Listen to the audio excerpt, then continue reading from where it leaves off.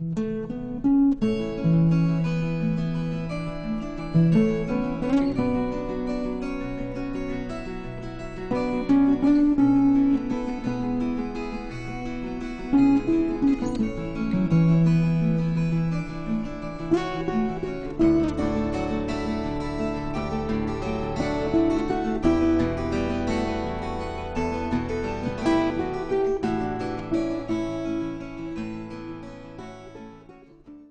now 6:34 p.m. on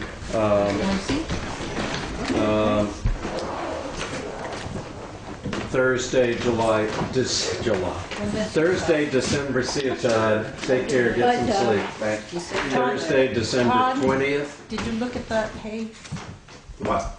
The hay stuff that you needed to? Oh, I'll do that over here. All right. On Thursday, December 20th, and the meeting of the Newfane Selectboard is called to order.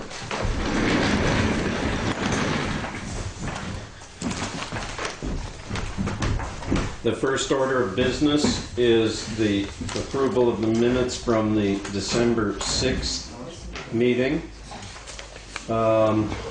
Do I have a motion to approve the minutes of the December 6th meeting? So moved. Second. Is there any additions or corrections to the minutes of the meeting of December 6, 2012? Yeah, I have several content questions. Okay. On page 1, under new business, did AT&T agree to pay for the consultant? If the comma comes out, then it works.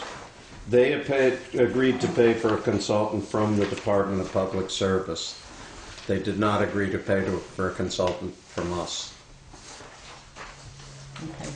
Okay. They actually don't. It's actually the law that they must. Board, yeah. So it's actually not the Department of Public Service. I think we're just safer to. Well, I don't know. It seems to me it was just a consultant will. Well, what they agreed. If I have it here, I could actually tell you who it is they did agree to pay for. I could find it. And there's some importance to this because it will come up again when we talk about cell towers later in the meeting. No, we're doing minutes. I know. Before 12 left. Yeah, well, it's okay. I guess he didn't. Where am I? What am I looking minutes, December 6th. No. AT&T, the agreement. Cell towers. Cell towers. Okay. Let's just see who this person is. James Porter.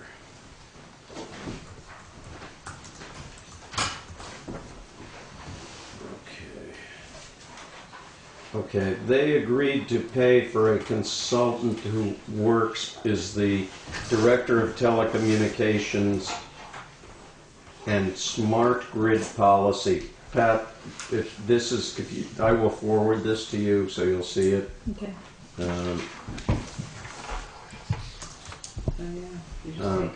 So if I she can see the rest of it. It's not, but if you look at the bottom,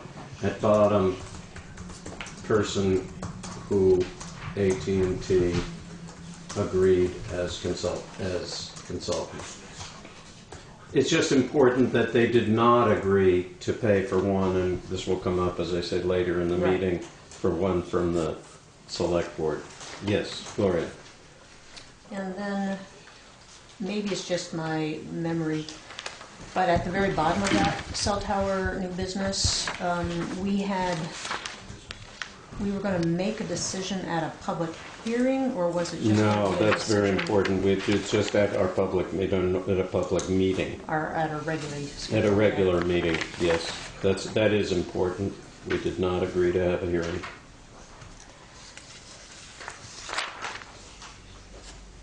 Regular public, regular public meeting of the Select Board. Regularly scheduled. Yeah. Okay. And then for me, again, maybe I don't remember, hazardous mitigation plan. I was going to research this. as to find out what it was all about, but I don't remember saying I'd contact Tristan, but maybe I did. I don't think it's critical one way or the other. Anything else? I put might instead of will. May. Let's just say May. I don't remember well enough to Yeah. say May, so. See, May. I didn't. Just put down that Gloria screwed up. So moved. Okay, so is that it on those? Okay, then, can I do, I'm just gonna say it. All those in favor of approving the minutes as corrected? Aye. Aye. All aye. Motion carries unanimously. Be it noted that Todd Lawley is not present for this meeting. Okay, the next is the meeting, the minutes of the December 10th budget meeting. Do I have a motion to approve those minutes? So moved. Seconded. Is there any discussion? Hearing none. All those in favor? Aye. Did you say, Gloria, did you? Yeah. All of them, motion carries unanimously.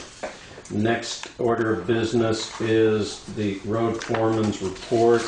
Unfortunately, Todd cannot be with us here tonight. They've been working some very long hours trying to keep our roads And there's clear. stuff coming up tonight. So, in any case, I think the most important thing, and I think probably most townspeople are aware of it, there was a very serious accident on South Wardsboro Road in which a woman, reading from Todd's report, from Wardsboro, lost control of her car and hit the truck head on. The woman was trapped under the car, had to be removed and taken to Dartmouth Hospital. Fortunately, the driver from the town was not badly injured, although it does seem he may have some injuries from it. And the truck itself does have, this is our brand new truck, does have some damage that may be fairly serious. That's going to have to be, it's been taken offline until it can be cleared. How many days had it been on the road? I don't know. 45, maybe. 45, yeah. Oh, really? I'm going to At the most. skip At the the other most. two details. They're just keeping moving on that. All right, do I have a motion to approve the road foreman, road commissioners report? So moved. So moved. Moved by, I don't know, who Gloria, moved by Gloria, second by Chris. All those in favor? Aye. Motion carries unanimously. Next, we come to scheduled members of the public. We have Mark Anderson from the Windham County's Sheriff's Department. Mark, would you like to report to us? Sure. Gee, I wouldn't recognize you out of your uniform. He's gone. This guy's got a uniform, so I'm not paying him, but he doesn't. Well, we're not paying. That's really the point. All right, so this month we not really too much major stuff going on. A couple motor vehicle complaints. We've been helping some other agencies from the area regarding a couple criminal investigations they're conducting. We were fairly active in the town with our Governor's Highway Safety grants, conducting both DUI and aggressive driving enforcement within the town. We provided 20 and a half billed hours this month under the town contract, with a total of 31 hours, with 10.5 of those hours being from the grants. We issued about 13 tickets this month, which I'm looking at the numbers and it just doesn't seem right based on the traffic I'm seeing, so we're actually bringing that up to our patrol staff as we speak to try and make sure that they're out there targeting cars, because just coming up Route 30, I know cars are flying. It's not a question about that. So I'm going to be talking with them and making sure that they're being more proactive with the traffic calming, because it is a problem right now. We did respond to a couple things, including the car accident that you spoke about during the road foreman's report. So we were present for that, and we've also been investigating the all the tire marks coming out of River Road and Radway Hill Road. Uh-huh. We have a couple people who we believe are involved with that, so we're pursuing that as well. And last but not least, regarding the Parish Hill, Spring Hill Road truck traffic issue, I followed up with Department of Motor Vehicles. 2 inspectors came out and surveyed the area. They had a couple questions that they were pursuing through their bosses, so they were checking into it. But for the most part, the signs are pretty much legal. DMV is not really in a position to be able to enforce the town limits at this time. I'm not sure what the reasoning for that is, but they did say that as Which long signs are these? these are the bridge postings. Uh-huh. So those are enforceable. There was one missing sign. I spoke with the road foreman about that, and he said to get it up right away. I believe it came down during Irene. It's just needs to get put up. Okay. So that's going to get taken care of. And other than that, I mean, for the most part, it looks pretty good. The only questions that they really had of the town, and I'm not really sure who I'd direct this at, so I'll bring it to the board, is if it's the limit signs have been registered with the Department of Motor Vehicles. For them to be enforceable under state law, they do have to be registered with DMV. Uh-huh. That's really a question to Todd. Pat, could I ask you to follow up with Todd of did we register each of our signs with the, we put up with the speed limit signs with the Department of Motor Vehicles? So that was really the only part that they didn't have the information on the side of the road Okay. of. And if there's any other information they're inquiring for, I'll certainly pass it along. Great. At this point, it looks like everything's pretty much good to go as far as enforcement. We are looking at sending deputies to the truck enforcement school so that we can actually start providing that service to the town. That would be great. Great. That would be excellent. All right, great. Thank you very much, Mark. We really appreciate the job you're doing. Oh, no problem. I will give you And we're getting all the revenue we should for the, is that working? How does it, just explain to me how that works for the 2000th time. It's so confusing. Magic. And what, it's magic, exactly. but it doesn't seem to, it's very inefficient magic. It's dark magic. Yeah, dark magic. The money comes in, goes to the state, we never see it. The way it works is certain laws in the state of Vermont, including tickets issued under municipal ordinances, such as speed, one-way roads, which really don't exist here, all one. stop signs, and a couple others. Basically, anything backed by municipal Right. ordinance. If written correctly, which our guys are trained to do, that money will be sent to the Judicial Bureau. Through the Judicial Bureau and the Court Administrator's Office, they automatically reduce $41 for each ticket written under those statutes. Okay. From there, it's 80% of what's left over, and that goes to the town. Rule of thumb is usually about 60% of a ticket written is what the town will get back. Okay.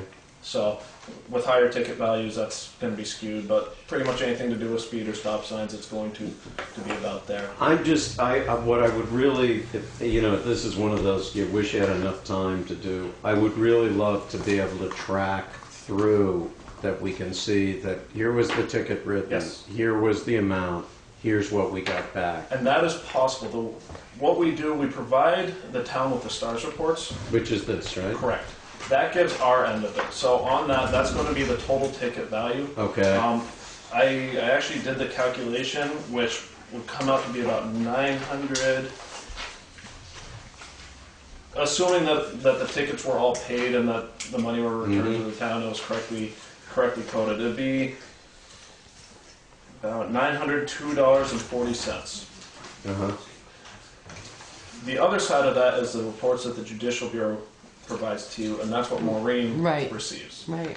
So Maureen was actually saying that she just received a check for the month of November, which was about $536, I believe. Right. Which I would imagine that would mean that a couple of tickets during that time frame were probably contested, which happens frequently. So those tickets that are contested, those will take delay. Generally speaking, the sheriff's department has a pretty good, I'll call it a conviction rate, I guess, as far as our tickets go. But that's basically because we write solid tickets and we defend them well, but also because we work with people, and most people usually don't have an issue with the fact that So they're speeding. if you could give us a monthly total like that, Yep. 902, then we could begin to check. Yes. If we could keep this kind of track, that would at least give us some feeling that we're getting money Yes. back that we're supposed to. Yes, and the couple issues that I am aware of is basically sometimes money gets confused between the town and the Yes. village. So some tickets Right, should be, that's what we're worried issued about. to the village, which are issued to the town, and some tickets are And issued vice to the versa, village, right. which should go to the And town. somehow the village seems to be able, much better to come back to the town and say, you owe us this money, than we're able to come to them and Well, say, also, we isn't there pay money us that's money. being subtracted still? I mean, we're still paying back the village. Yeah. No, I think we've just, Maureen was saying last time, she thinks we've just about finished up that. That's still. I just a lot. spoke with Maureen last week, and you shouldn't be receiving money back if you still owe it. And she said that she just received the first check for the month of November for the $536. Right.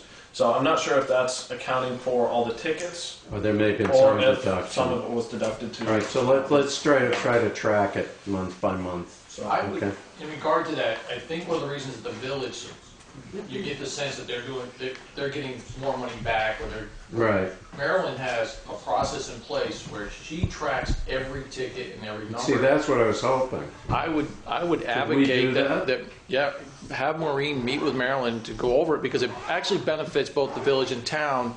Marilyn would have to do less work in regard to, trying to keep track of what maybe Maureen should be on top of. This is not just an issue here in this town and this village, it's statewide. As a matter of fact, I just drove down from a meeting in Middlebury where we were talking about e-ticketing, to where an officer literally on his iPad or from his car will issue an electronic ticket, which will make it easier for everybody to track.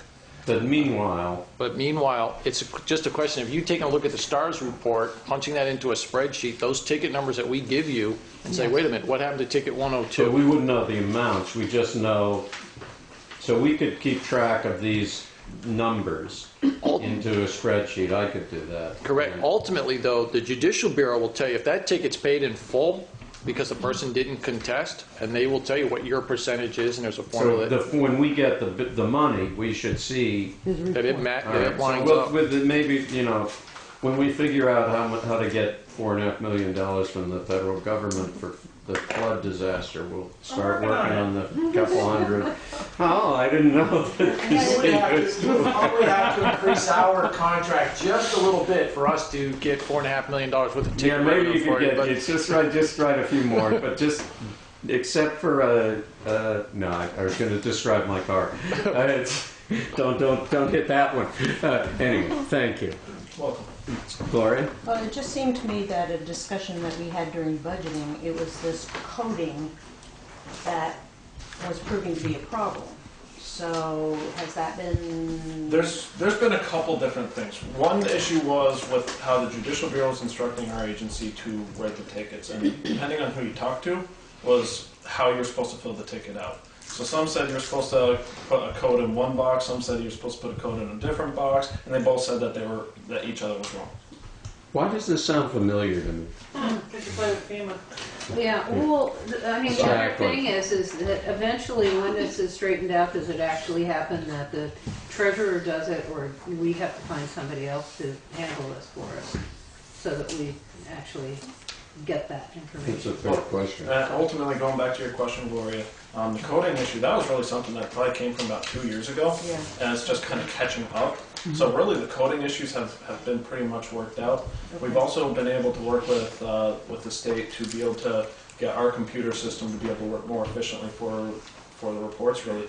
We were trying to go through basically a backwards way of trying to provide ticket numbers to the towns. So now we're actually able to print out a report specifically with the tickets, and so you can be able to get that. We just were able to start doing that this month. So, All right, so we're making progress, but we're gonna have to keep plugging away at it. absolutely. We'll get Christine on it.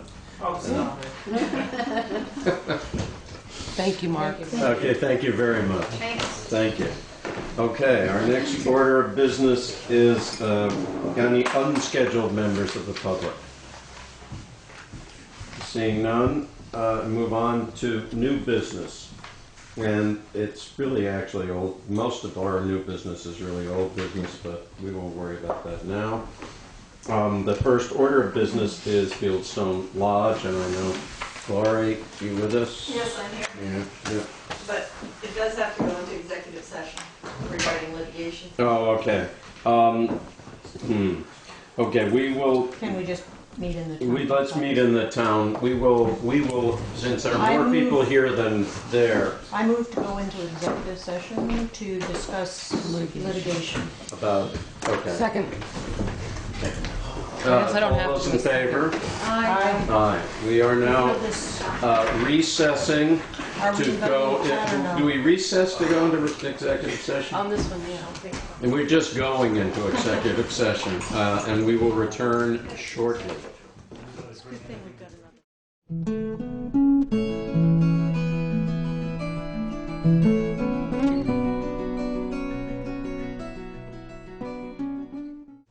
We are now out of Dover Road mitigation, Dover Road property. Do we have a Just a minute. Yes. Oh, okay. All right, happened?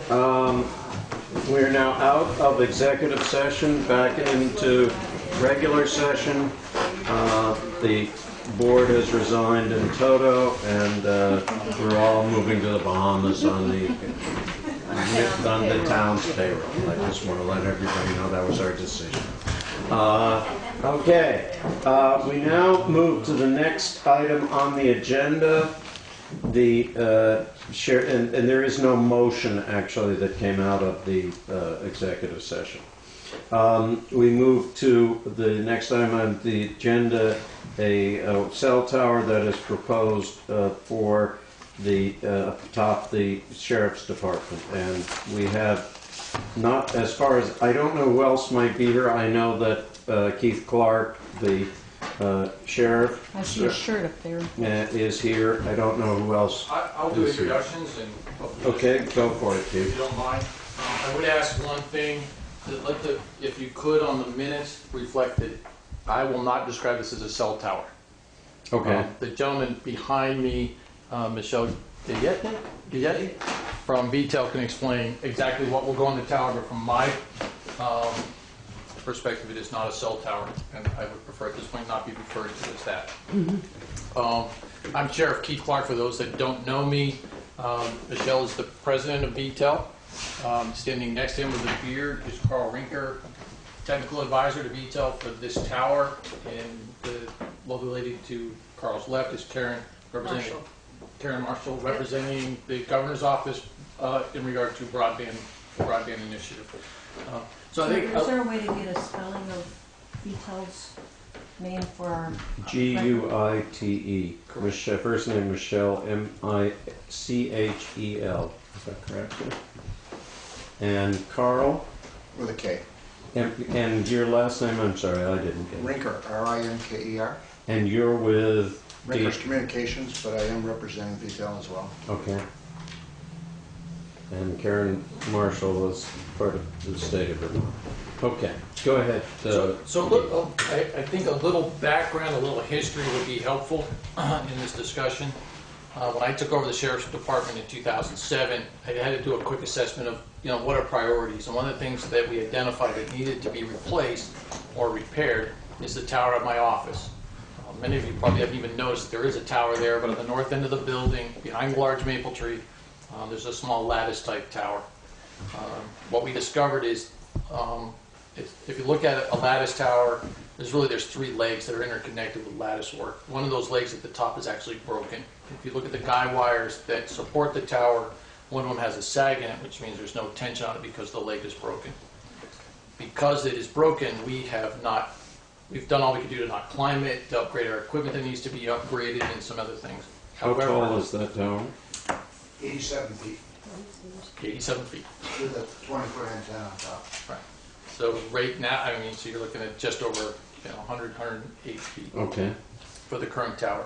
That tower is, again, it's a lattice-type tower. It's supported by 3 guy wires that go to different parts of the property. One of the guy wires, from my perspective, is not properly done. The time that it was installed, now this tower is actually attached to the building, which is not proper either. Was never properly grounded, not properly supported. One of the guy wires goes through an eye bolt, an extended eye bolt in the roof of the building, and then is actually anchored to the garage on the other side of the property, and that's certainly not correct. I wasn't here about 30 years ago when it was installed. So again, in 2007, we identified that it was an issue. Finances being what they were, was not a priority for me to replace it. it was a wing and a prayer. As long as we don't get a heavy ice storm, the right wind, and I don't lose communications, we'll do what we can do. Keith, could you just explain what the communication is that it provides for you? This tower supports multiple frequencies for me.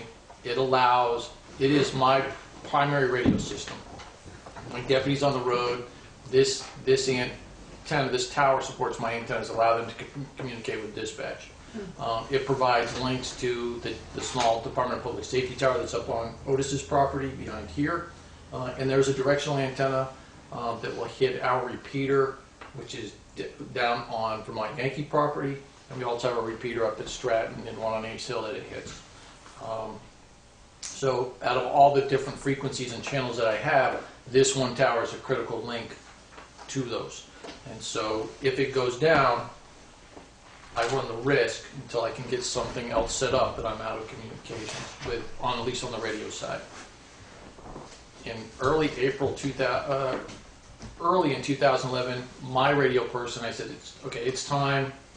We've covered all our other issues. Let's start looking at replacing our tower. I asked them to start getting some prices and what it's going to take to make the transition. The very next day, I look out the window of my office. There's a guy wandering around. He's looking at stuff. And he comes in and he says, I'd like to talk to you about replacing your tower. I thought my radio person had called this guy. Turns out, in fact, that he was a representative at the time from VTEL who was looking for site locations for their broadband initiative that they're working through with the state of Vermont. And Michelle can certainly talk about where they are in that process. So they were looking for site locations for their towers to support that. He saw that I had a tower that needed to be replaced and felt that it would be a good working relationship to have VTEL replace my tower. We would come up with an agreement on how that would work, public-private cooperation. Through a host of almost comedy of errors, that process has taken almost 2 years. Just today, we finalized that agreement. The agreement has an easement in place, there's a management of the tower, but the bottom line is, through VTEL, we would be able to replace the tower that I need to replace. VTEL wouldn't have to try to find another location within the village to support the broadband. You would get broadband, Michelle can talk about everything that you get, but from my point of view, I get secure communications. There's some other stuff that comes with it that supports the tower that benefits the sheriff's department. You get broadband internet, which everyone wants, and the potential for some other communications being allocated to, or be allowed to use that tower. So that's where we are today, is I need to replace my tower, and this is the way to do it. Really no cost to me, and if I had to replace it, this cost I'd have to pass on to the community or to the county. And Okay. so that's where we are. So if you have questions in regard to what the tower would look like and the technical aspects, Carl can answer those. If you have questions about what VTEL is looking to accomplish with their tower, President VTEL is here. He thought it was important enough that he came here. He didn't send a representative. And Karen can speak to what the state is looking for in regard to the broadband and what the governor is hoping to accomplish during this time in office. Okay, let me just ask, I want to cut to the chase a little bit. Is VTEL applying for permit from the town for this? Mind, Michelle, The or way the whoever? permitting is going to work is that VTEL will apply through Act 30, Section 248A. So you're going to apply to the PSB, you're going to skip the town. That is correct. But I don't understand why earlier in this process it wasn't just straight. I asked that question straightforwardly, and now we're only getting the answer here and now. Why is that? Why are people being? Can I ask who you asked? I asked it essentially of the firm that was doing the environmental study that informed us. They asked them to convey it to VTEL. They said they were planning to they passed it to VTEL, and yet I never heard from VTEL in a word other than we're trying to help the town. But no simple statement. We're skipping. What you don't understand, and I have to say this as just a straight out statement. We have just gone through 2 very long sessions with AT&T, with townspeople having very strong feelings about this. And what is most disturbing is lack of directness and honesty and straightforwardness in the process. I'm sorry, I see you, Keith, wanting to say something. That for the town, for myself, and maybe I don't speak for the whole town, but for myself, it's just a concern if you're going to, we have an ordinance that the town put a lot of work into, had a town meeting to discuss, voted on, and what we're finding with AT&T and now with VTEL is we don't care what then come to us and be nice, but I'm not sure to what end, because you're skipping what would be a very nice part of the process would have been to come to us for a permit. But you've decided not to. You have an alternate route and you've decided not to. But what I'm first objecting to is that you didn't communicate us in the first place and say, this is what we're going to do, this is what we're approaching, and we are not going to ask the town. We're going to ignore the town's ordinance. Yes. I would like to share with you that in the process, I did come to Newfane quite a few months back.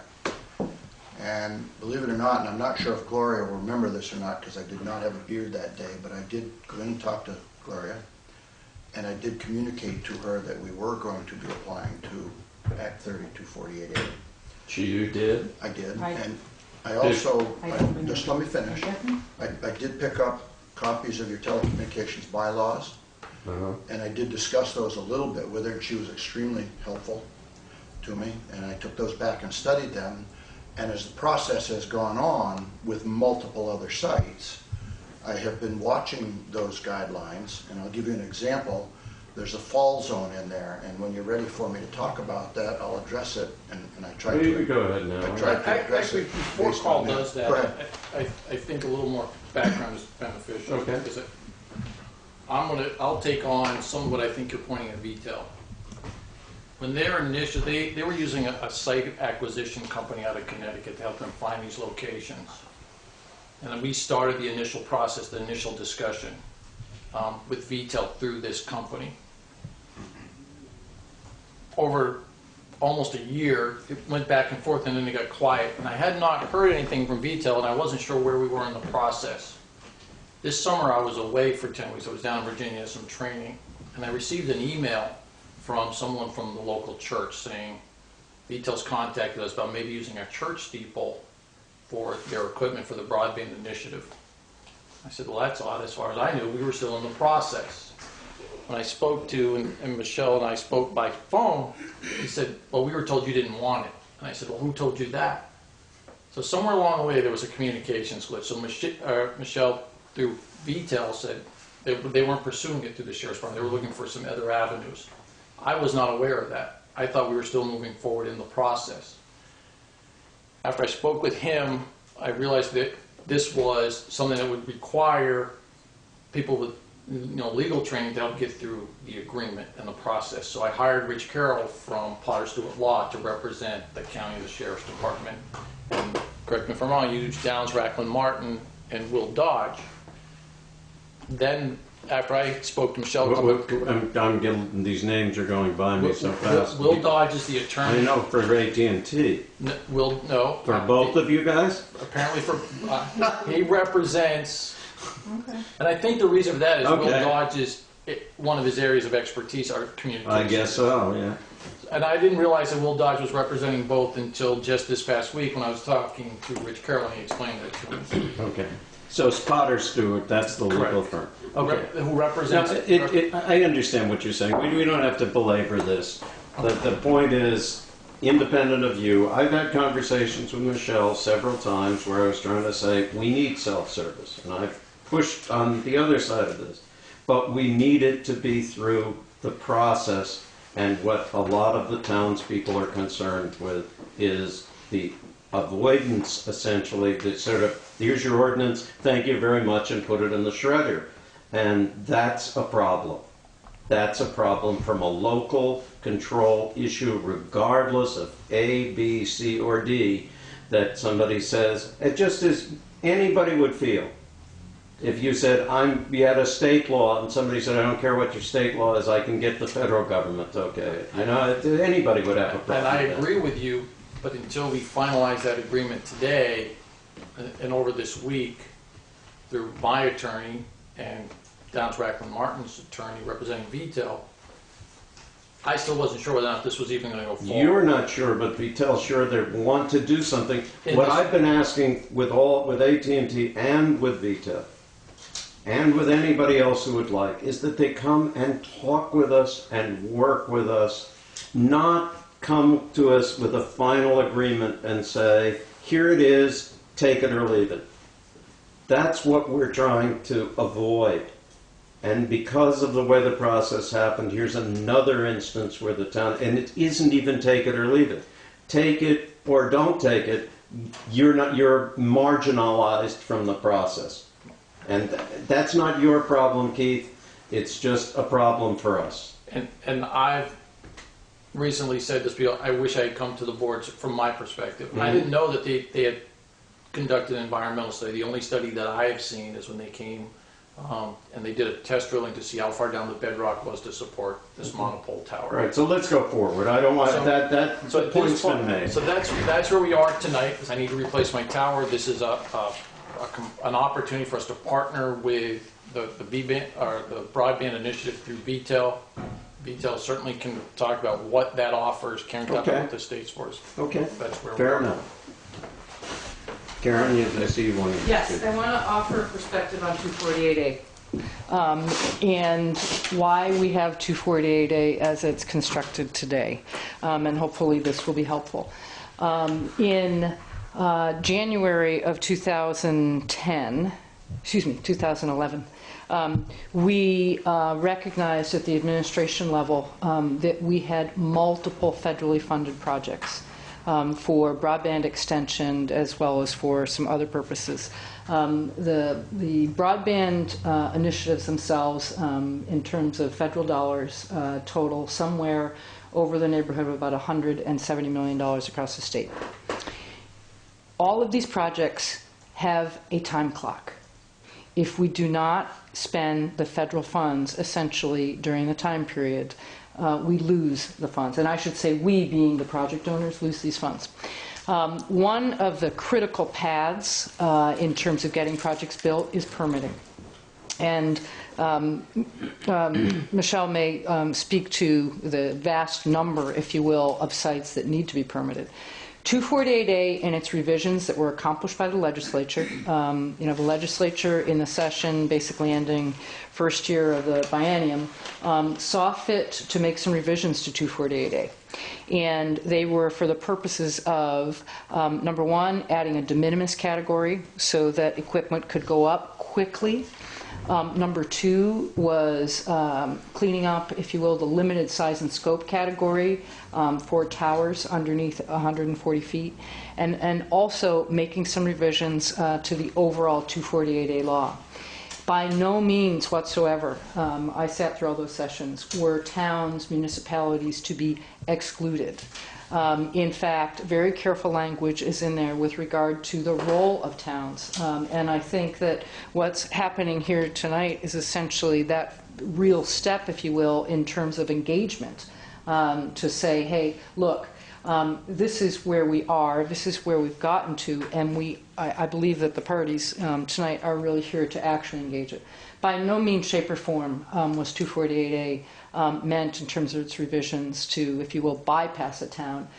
In fact, its real goal is to say, how do we try to get these installations really on a relatively fast track? And I want to share with you that when I came into my role, that was my task from the governor.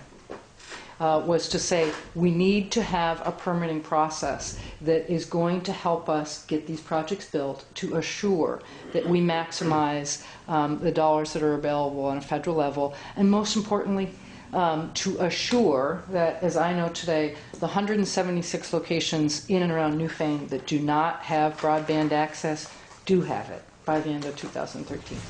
Thank you. Okay. I guess the question I don't know yet is what's being asked of the select board. Any one of you could speak to that.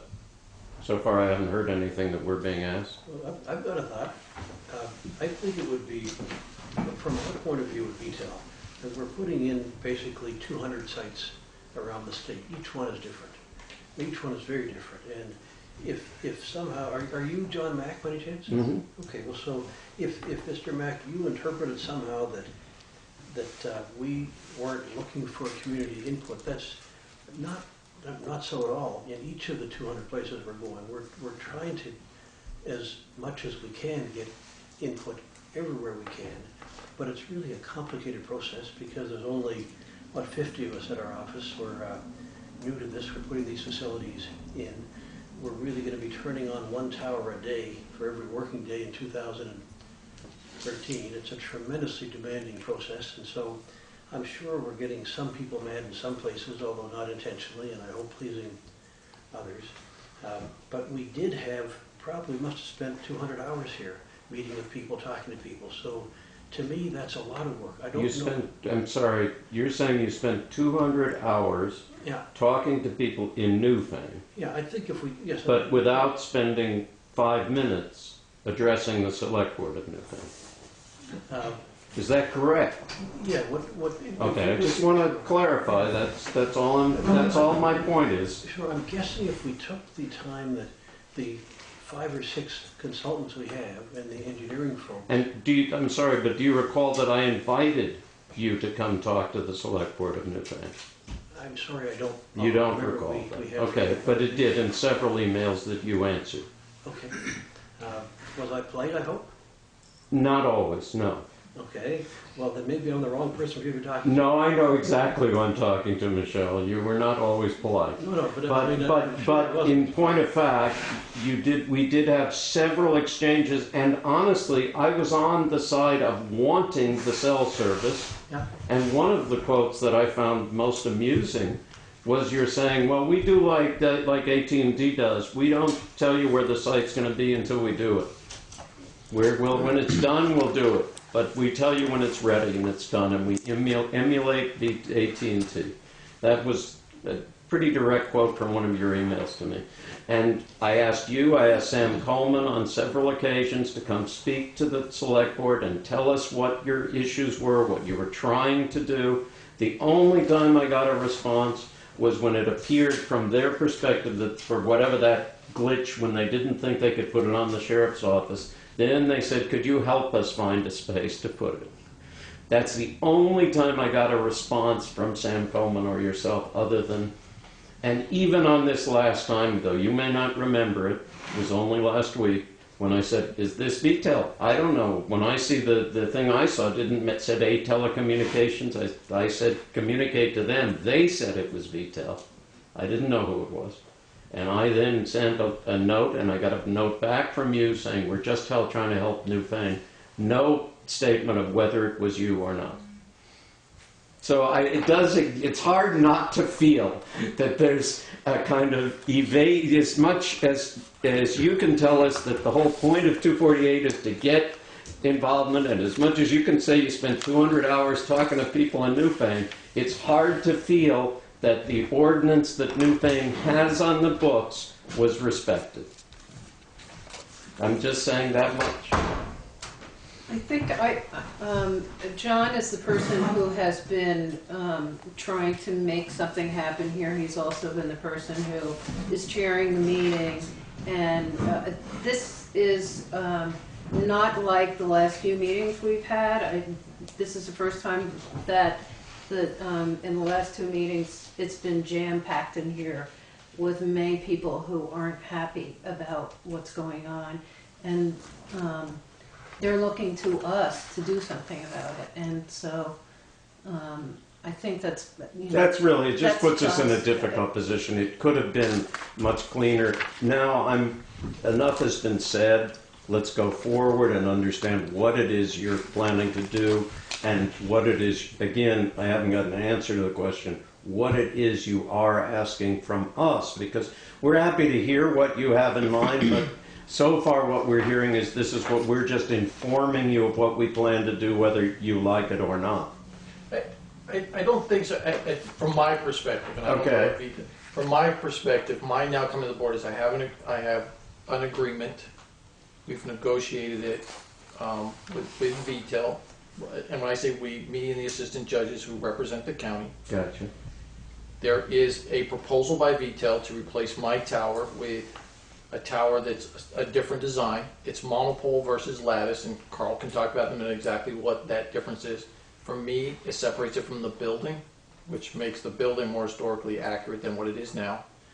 It's a smaller footprint because we don't have guy wires going all over the property and anchored to the roof. What we'd like to do tonight is say, this is, and I will tell you, the first proposal that I got from VTEL, I think that's where the first glitch occurred, because I said, no, because the big maple tree that I absolutely love in front of my office wasn't in their drawings, because it looked to me like their intent was to cut down the tree. And I said, and Carl and I have had a conversation, the plan now for the new tower, it would be lifted over the tree, so that the tree, because I think that aesthetically helps the tower blend in, which is the reason you don't see the one we have now. So what I'd like to do is have Carl just sort of give you a rough overview of what this tower would look like, and start getting the town's input on, it's too tall, it's too wide, it's the wrong color. And I'm not the person to tell you what it looks like, but to say, understanding from my perspective that this is a benefit for public safety, it's a benefit to the community, but I also understand that we're in an historic village. I love where my office is because of the historic aspects. I tell people I got the $1 million view that other people try to find on their calendars I can see from my window. So I understand the villages of Newfane and the town of Newfane's concern. With the board's input and the community's input, hopefully we can find a balance between my need to replace my tower with a program that will help support the community in meeting some new infrastructure needs, and never with the intent of trying to keep anything, in the dark. That from my And if we're trying to get input from the town, we're representing the town, but we aren't the town as a whole. It just seems to me that maybe VTEL's intent is for Carl, for you to tell us what it's going to look like, and I have questions about the historicity, because the two people who have contacted me, are members of the Historical Society of Windham County and somebody who does the historical study. If we have 115 stand by itself monopole sitting right next to, and we have, you're supposed to have all of this fall room, what's the danger of it ever, to me, destroying our historical building? Your office is on the National Registry of Historic Buildings. So those are some things I see, John, is, some input to get the discussion going, and maybe to outline what the next steps might be. Is that fair enough to say? Yeah. All right, more from VTEL folks? Carl will show you I a thought picture Carl of was what- gonna- Carl will show you some He's pictures of looking. what this thing is going to look like, Okay. if that would be helpful. Yeah, Well, okay. I'm concerned with just what is it that you're proposing to build? Sure. And again, so you're not asking anything Whenever you'd from like to us, ask is any that? questions, I'll be pleased to answer them. But it sounds like you're not actually asking for anything from us. You're not asking for a permit, period, right? May I say something? Yes. The way the process works is that if they ask for a permit, they have to ask the zoning administrator, who then passes it on to the No, No. that's incorrect. Development That's Review incorrect. Board. That's incorrect. Then you That's get it. incorrect. No, That's our incorrect. wireless is not in the zoning. It's a separate ordinance. It's on Which- completely The under the DRB has to select be board. in It's there. not No, the the zone. select board. It's incorrect. Sorry, Gunther. It's just not correct. All right. I would state publicly that, Okay. yes, VTEL is asking for a letter from you. Okay, that's what I'm asking. And maybe that was implied. That's what I'm asking. Maybe it was That's what I'm implied, but asking. it wasn't stated publicly. So again, we are asking for a letter from you of public support. And I'm more than happy to answer any technical questions you have about the tower. What did it look like, how tall it is, the fall zone, any questions that you may Well, have. Gloria was asking your son, could you answer what she had raised? That would be useful. Okay, Gloria, could you please repeat that, just so I make sure I understand? Sure, after I get my hot water. Sure. concern from people who are involved in the historic society is, you know, because the sheriff's office is a historic building, and if we have 15 feet away or wherever that, so it's no longer going to have the attachments to the building that would return it more to his, then you'll need to paint it white so it goes back to its original. But what's the fall? You know, we get high winds are going to come up tonight, and it's not going to have guy wires, and if, you know, and we understand these are built well, we're not implying that, but what's going to happen if that does collapse? Very, very good question. The tower itself is what we call in the industry a monopole tower. It's a solid steel tower. It looks round from a distance. If you got up real close to it, you realize they took little plates of steel and welded them until they're in a round item. The fall zone on this tower will be 41 feet. That means that the tower potentially could fall up to 41 feet away from the base of the tower. So let me tell you how we get to that, because it's not how you would think it is. It's about 120 feet to the house next door. I personally went over and measured it one day.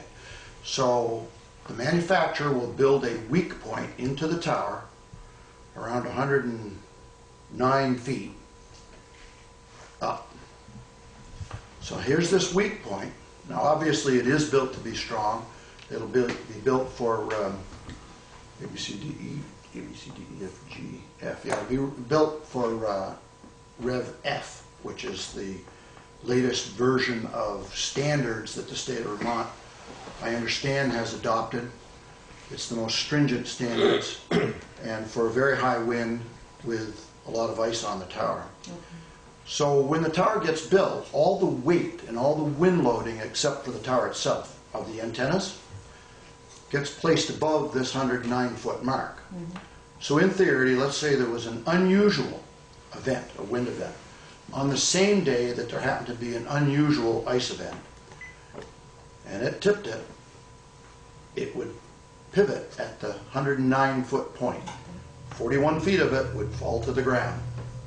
The maximum it could go out away from the tower would be 41 feet, but it probably would, it could be even less than that because it might end up leaning up against the structure itself or something like that. So now that the top 41 feet has gone off the tower, there's no weight of the antennas, there's no wind loading for the antennas, the ice is gone, and the weight and wind loading of the actual tower structure, that top 41 feet, is now gone. So it's highly unlikely that the bottom 109 feet are going to fall over. We will submit, as part of the permitting process, engineering data in reference to that.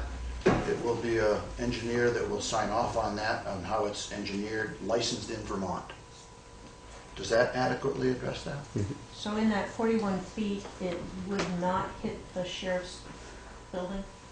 I did not say that. It could potentially hit the sheriff's building, but it wouldn't hit somebody else's home or building But in the neighborhood. our concern, I'm certainly concerned about other people's homes, but we have a registered historic building, and that's the concern of those. Because I was on the Historic Society of Wyndham County's board, and they're the people who called me. So. And that's a concern I had is, you know, the distance from, you know, away from the building and the fall zone. When I look at the current damage that's being done to the building because of the guy wires that are running into it is, I think, causing ongoing damage versus the likelihood of this. And given where this tower sits to its east side, it's buffered by that mountain. Exactly. And from the south, again, it's protected by the building. The top will certainly stick above the building, no different than our current tower. But our current tower runs the risk that a heavy ice load, wind load, it could also fall. If anything, the current standards that Carl was just talking about makes it safer than what I currently have. And we're already undergoing damage from the way this one's designed that I have. So I just want to move things a little bit along. in part because I do want to, that I don't think the town is particularly, or at least doesn't seem to be as aware of this, although it was in the, it Can we was. just get a little bit more information? No, I'm not moving it, I'm not closing it. Okay, I'm just kind of, I do have, don't worry. okay. The first thing I wanted to know is just timing. What do you see as the timing in terms of the permit process that you are following? It takes approximately 90 days to 6 months to get the permits through section. Now, there's a 45-day period from when you first inform, but you have, is this that, are you informing? Or is there, I think there's a document we need to receive to know that you've informed the local community. In the PSB process, there's a 45-day warning period and then a 21-day comment period. You let Karen address that if you don't mind. I think when legal counsel would actually prepare the permitting Right. application, what they do is basically send out notice and file notice with all of the named parties, Right.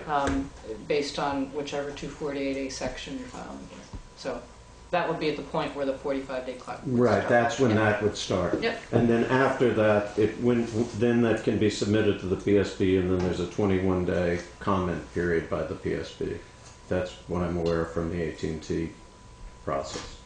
Depending on the classification of... How, when you say dependent, Karen, could you explain that? I don't understand that. The time considerations are slightly different for de minimis versus limited size and For scope. what? De minimis is one category of 248. But this isn't de minimis, right? Nope, this would, I don't know This whether... is a tower. So this would... Not de minimis. This would not be de minimis, this would not be limited size and scope, it would be basically an overall... So there's some time, which is Absolutely. good. I'm I'm pleased with. I mean, 90. When you say 90 to, that gives us some time. I don't feel comfortable that as much as that we represent the town, we want to hear from townsfolk, from the historical society, from anybody who would be, so that we kind of can honestly know what the input is. If we're asked to write a letter, we're not going to just write it based on just our own perspective, but we're going to want to hear from people in town what they have to say. But they may say, fine, I'm not prejudging that, I'm just simply saying we would want to hear it. And it does sound like there's adequate time. Go ahead, I've Claire. got a couple more questions, maybe this one for Karen. We're talking about this being broadband. Now, we have SV cable that goes through here. What part of Newfane do those additional homes, like I don't get SV cable, way up, nor am I going to get cell service. But how is putting that in going to allow that, what did you say, 271 homes or something? 176. 176 homes that no longer get broadband or But don't get it today. don't get it today. They just, can have dial-up. So how does that do that? Create service for them? Yes.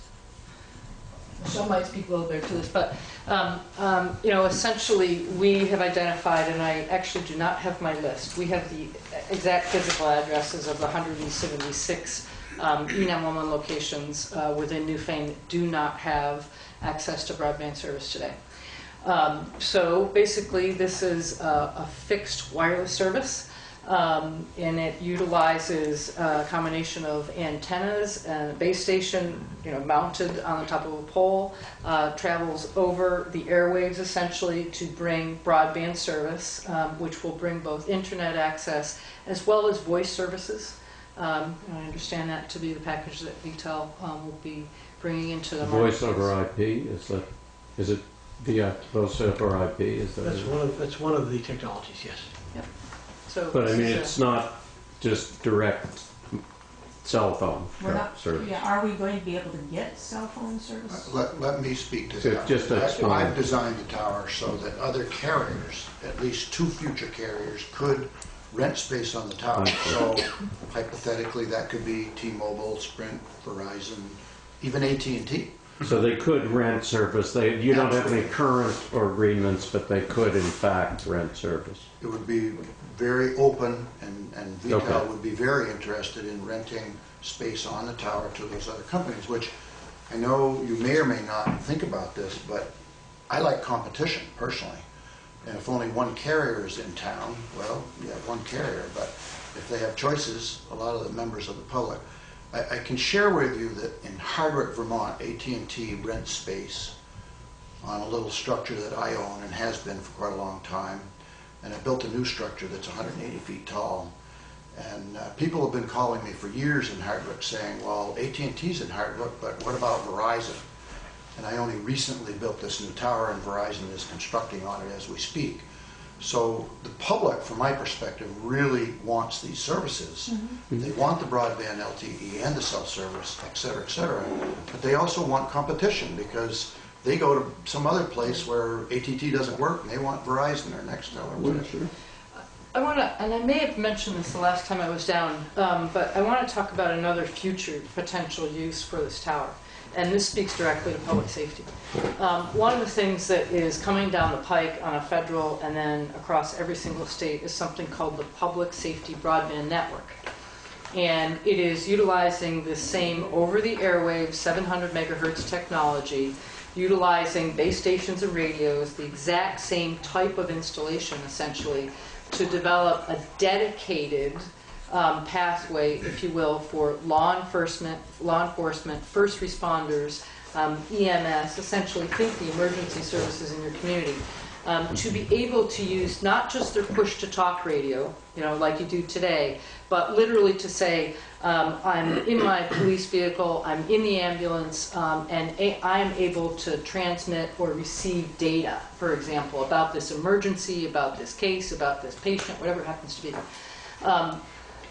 The same towers that we are building today, or that exist today, where we can achieve co-location, and that's really what Carl is talking about, are the ones that we're going to look to install public safety broadband network equipment in it.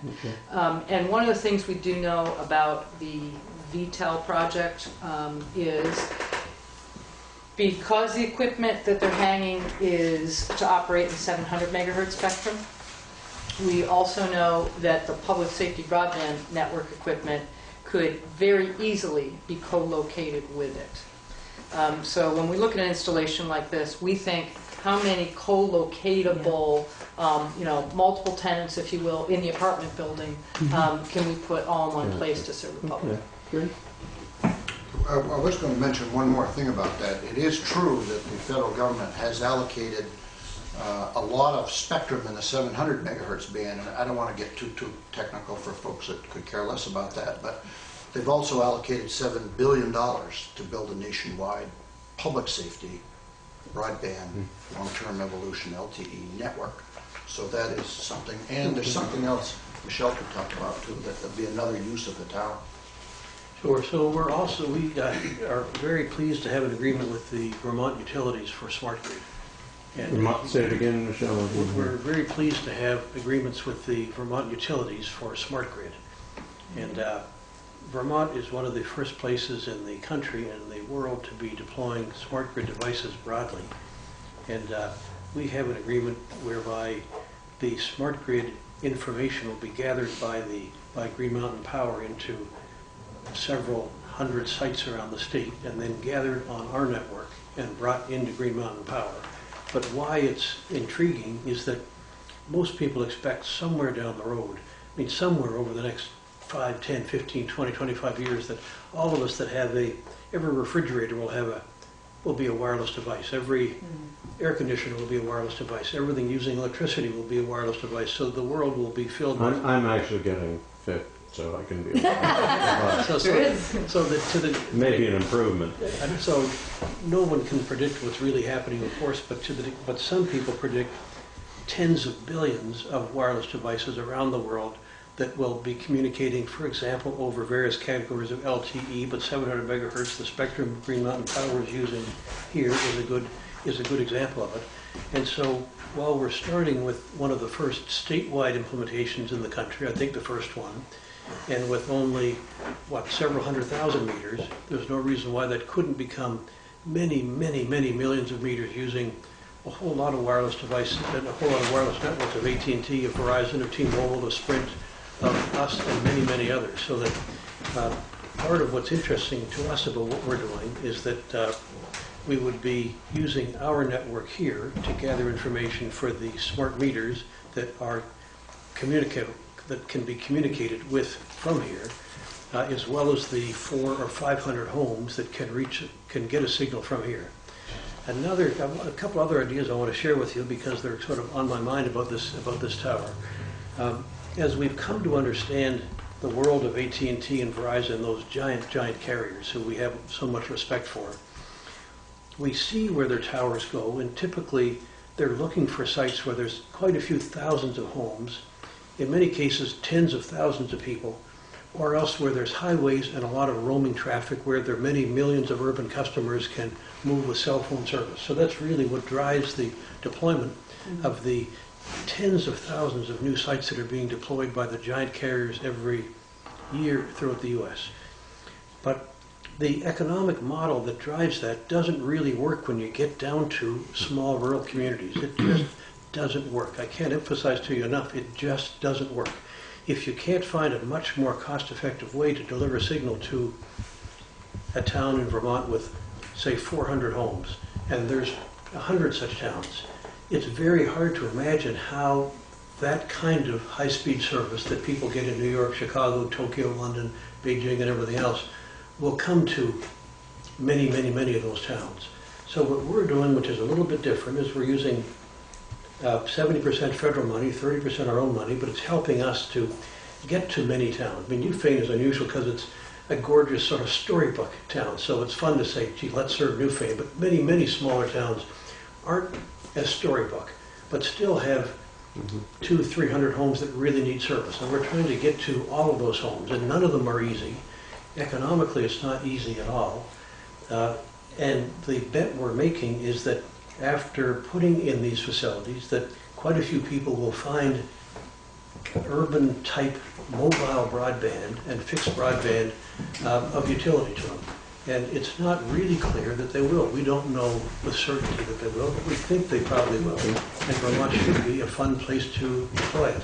But it's a big project. It's got to be built this year. And there's one other issue I want to leave with you, and it's this, that our deal with the sheriff's office is we do some revenue sharing, so that if AT&T, Verizon, T-Mobile, Sprint, whoever else wants to come on our tower, that would be good for the town, good for the sheriff, good for everybody, good for competition. My personal guess is that it'll be a long time before those giants are going to be looking to put their equipment on a tower that doesn't serve big roads, doesn't serve big highways, doesn't serve a lot of mobile traffic, and really is just aiming at several hundred homes. We have a great design that is a really good sturdy tower that is 150 feet high. You need to be 100 to 110 feet to be... I thought it was 120. Am I wrong? How tall is the tower? I think you're 150. I think you're wrong. Oh, it's 150. But to get any visibility over the 400 or so homes that are here, you'd have to be at about 105 feet. If we were at 90 feet, you'd just be looking at trees. So that you have to be at 105. The sheriff's antenna now is at, 87 plus 20, which is 107 or so. Oh, that's the current, is the 87 Right. plus. Yes. But, Right. but this tower that you're projecting is a 150-foot tower? Yes, but really to be utilitarian, to reach the town, you'd have to be about 105.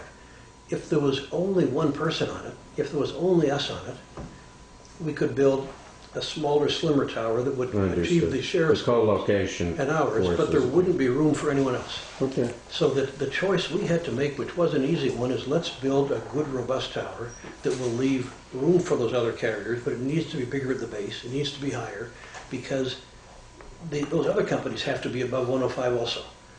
Okay, But if understood. someone were to say, we really feel strongly we're horrified why this has to be a 105-foot tower, we could probably adjust to that. 150, right? No, no, You keep saying 105 accidentally. No, I'm not saying accidentally. If this town were to say to the sheriff, and say to Carl, and say to everybody, we really feel strongly, we want a thinner, slimmer 105-foot tower where you're alone on the top and the sheriff has the rest of it, we could do that, and it would save us money. But then you couldn't co-locate. But then no one else would fit on it. So There would be another issue too. When they ran the engineering, which is another outside firm called Erickson, they pick up 25% more homes when you go from 120 to 150. So that means 25% more homes in your community would be served, as well as roads, etc. So that's a key component is how many do you want to serve? Okay. And Carl is absolutely right, but just to sort of show you how the economics are so puzzling in this whole field, that if we were on the top of the World Trade Center or top of a skyscraper in New York City, 25% means an extra 2 million homes. But here, 25% means another 60 homes. In other words, the 25% doesn't give you that much. But nonetheless, we're open to advice, but we don't have much time. We're racing forward with Plan A or Plan B, unless someone tells us otherwise. We're Plan A, exactly what the sheriff and Carl agreed, which is a big, robust tower, 150 feet high, room for others to go on it, and where we will reach the most number of people that we can in Newfane. But the total is 400 and some homes, and that's a tiny number in the world of giant cell companies. Now, would you do one last thing? I do think we need to move on. Would you guys do a balloon test for us? I think a balloon test is part of the plan, yeah. All right, because we would want to see that. The townspeople will want to see a balloon. How big would you want the balloon to be? Big, gigantic. I don't know. Whatever. But I don't honestly know of anything about. Would 4 foot be reasonable? What? Yeah. So- That's usually what I thought. There must be some standard, The something bigger they that are, the people more can the wind see if blows they them. know if they know where to look and if it's visible, they'd see it. You guys can tell us. Also, just along the lines with the balloon test, the last time when AT&T did a balloon test, we didn't know about it. We weren't notified about it. Not the last time, the first time. they The did. first time. Would it be So, appropriate that if caused we did it some to notify Gloria in the town clerk's office? Would that be?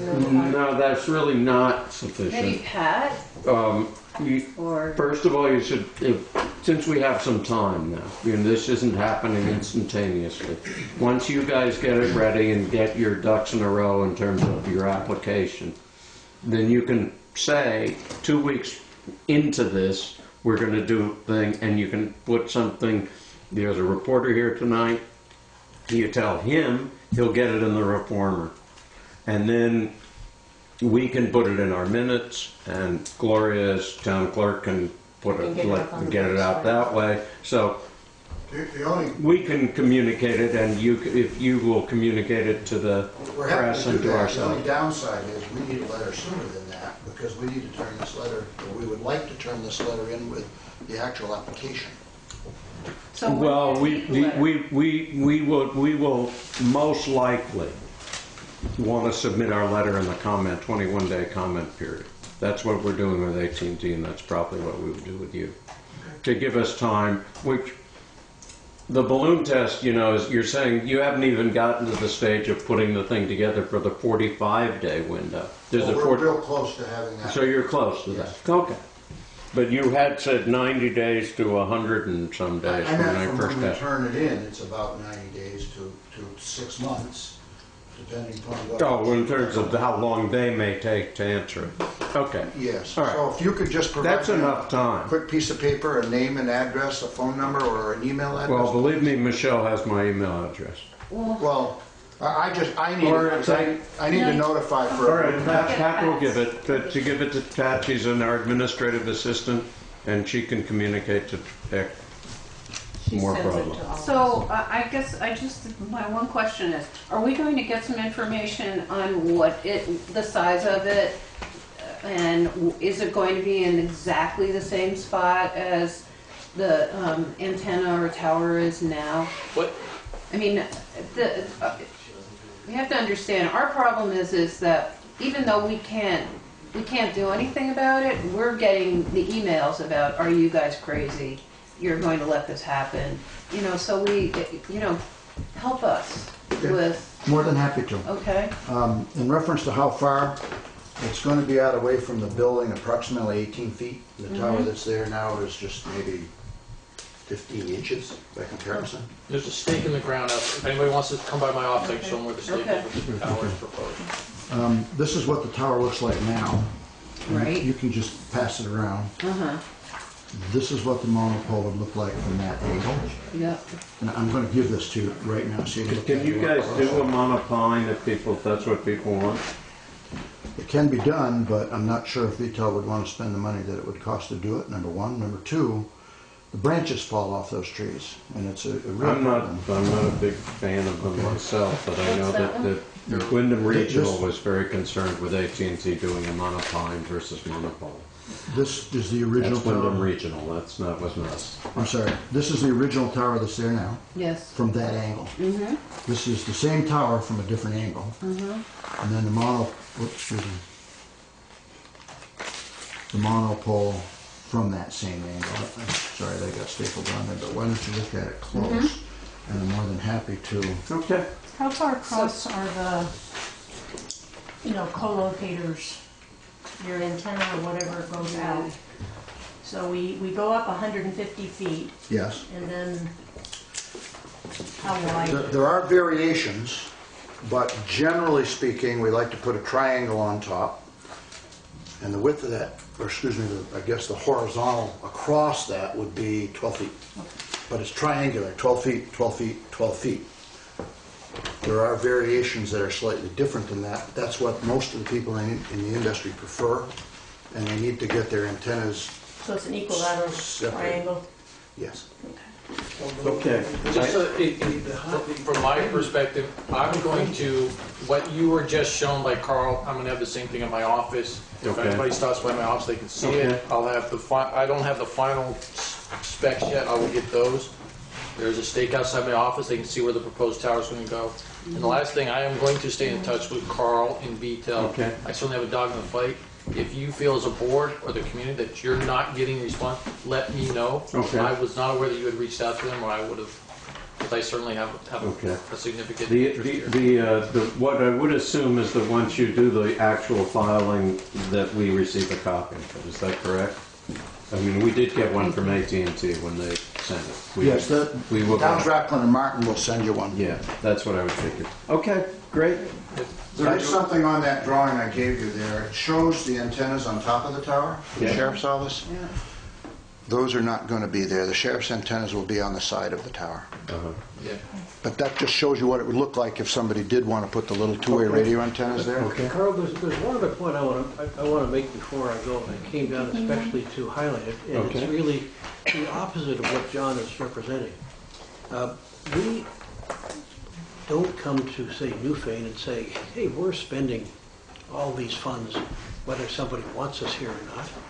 We're saying we have no interest in spending our own funds that we worked hard to assemble and to put in place in places where we're not wanted. We've got a lot of places to go. We're interested in finding places that say, we really like what you have to offer, we really want to work with you. If a town were to say, we don't want to, we'd say, well, fine, for heaven's sakes. America's a big place, it's a wonderful market, why everyone makes up their own mind their own way.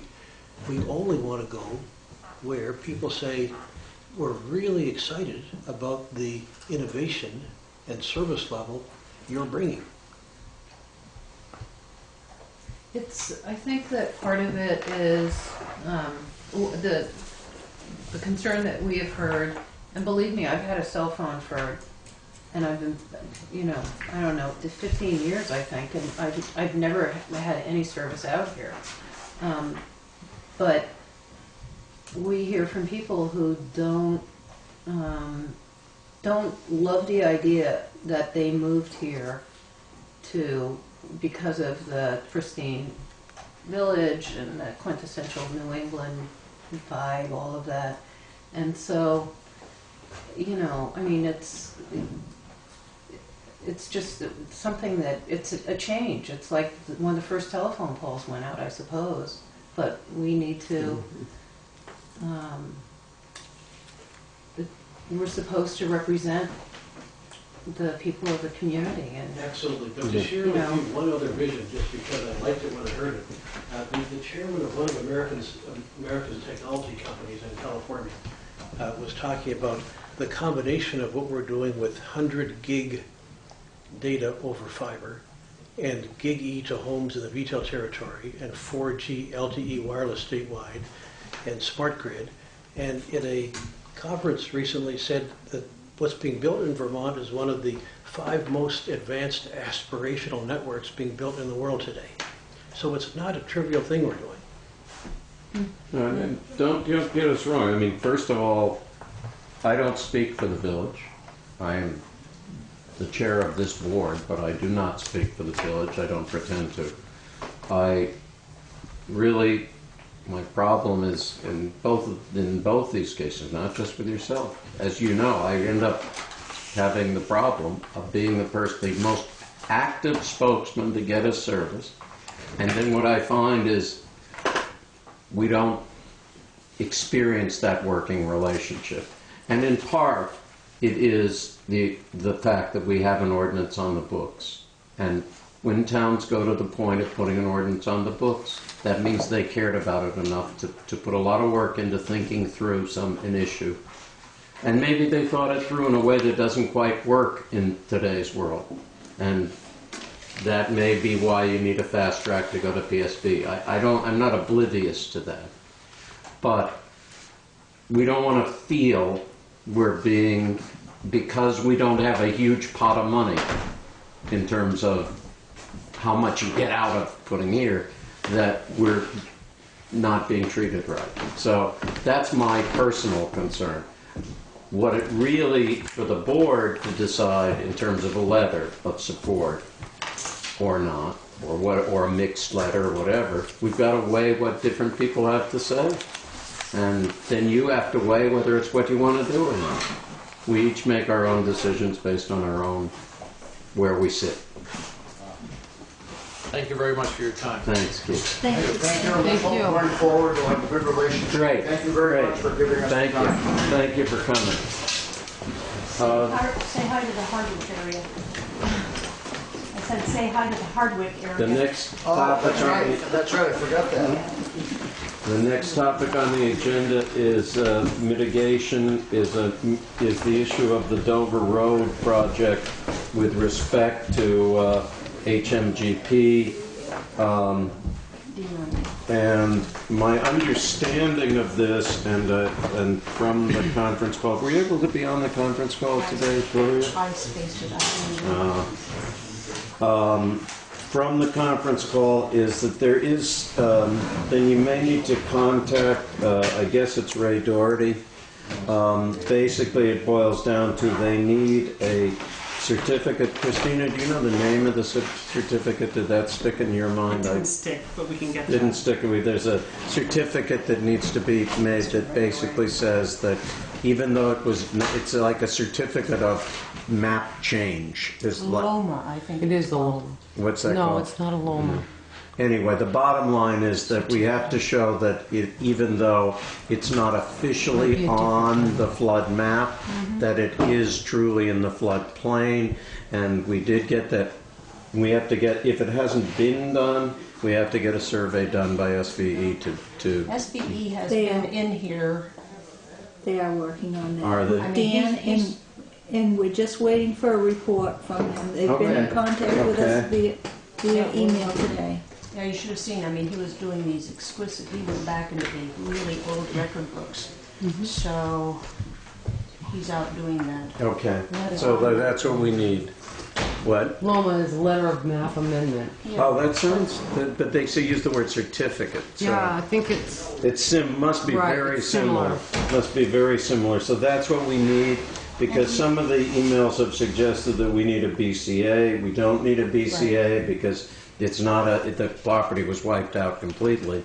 We just need to show that it's really with the new elevation, the actual elevation, and one thing that came up in the call, just so you know, was the issue of sometimes something can be below flood level, but if the road is higher, then sort of the road counts as a barrier, but if there are culverts through the road, so it's a little bit complex. I think you're talking to Ray Doherty, maybe the key person between, and I guess Pat, and between Pat and Gloria, the two of you are handling it now. Is that correct? Well, I haven't spoken with Gloria, but Dan Hall? Dan is really... Hall, yeah, Dan has been working on this issue with SVE, and they've been in here, and Dan's been in here. We're just waiting for the report to be finished. Okay, so we'll have the report, and then we'll be able to really file for that, because we certainly want that to be finalized. And you've lost Dan Hall as your point guy. He's in and out. We haven't totally lost him. He was supposed to have been here today. But He was? what are you referring He said to, he'd only have 3 Christina? days Isn't for he this. going on unemployment for the winter and moving to Florida? Dan Hall? Not to my knowledge. Is that what he told you? Am I wrong? I'm not sure. Not so far. Were you at that meeting with me last week? Yes, and I'm not sure. I thought that was farther in January. Well, let's... So he's still on board at And the moment. it's really SVE getting us a report and Pat following it through. It's really in Pat's hands. As I said in my email, I had asked Christina to get involved, but then when it came up, it was like, oh, but our Pat is already handling this, and I don't want to take it out of her hands. And then another thing that I did pull out, and Pat I'll give you, but I gave the guy from SVE, is the last, speaking of the Historical Society, in our last newsletter, it shows that property wiped out in '38, and with, the two contrasting pictures. So I think that would be a good thing to stick in there too. So if you would just communicate to Pat whatever information you do have. Now, there was something else that I was concerned with. I thought I had a copy of where about I guess it's in this packet here. In terms of HMGP having a plan in place, Yeah, I'm supposed to report on this. Yes. So do you have a report on that? Yeah. I was asked to check into having that, and I contacted, it was because of Olin Stevens' letter. So I went on to that Putney website and printed a copy of theirs, and at which point I also contacted Dinah Reed. Yes. And so she said, in fact, she's given me a draft of that, and I can send it to Pat, and she can forward it to us. Our plan expired on December 5th, and she then went ahead and has done up a draft of the Town of Newfane, the mitigation plan.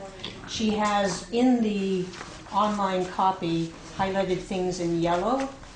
Her email to me said that she needs to meet with a group of folks whenever it's convenient that will be involved in the planning process. Meeting face-to-face is best, but if the only way we can do it is by conference call, that's an option. She needs to meet with a road foreman, historian, development person, I guess that would be zoning administrator maybe, / Conservation Commission members, EMD or fire chief, since we'll have Todd there, that's good.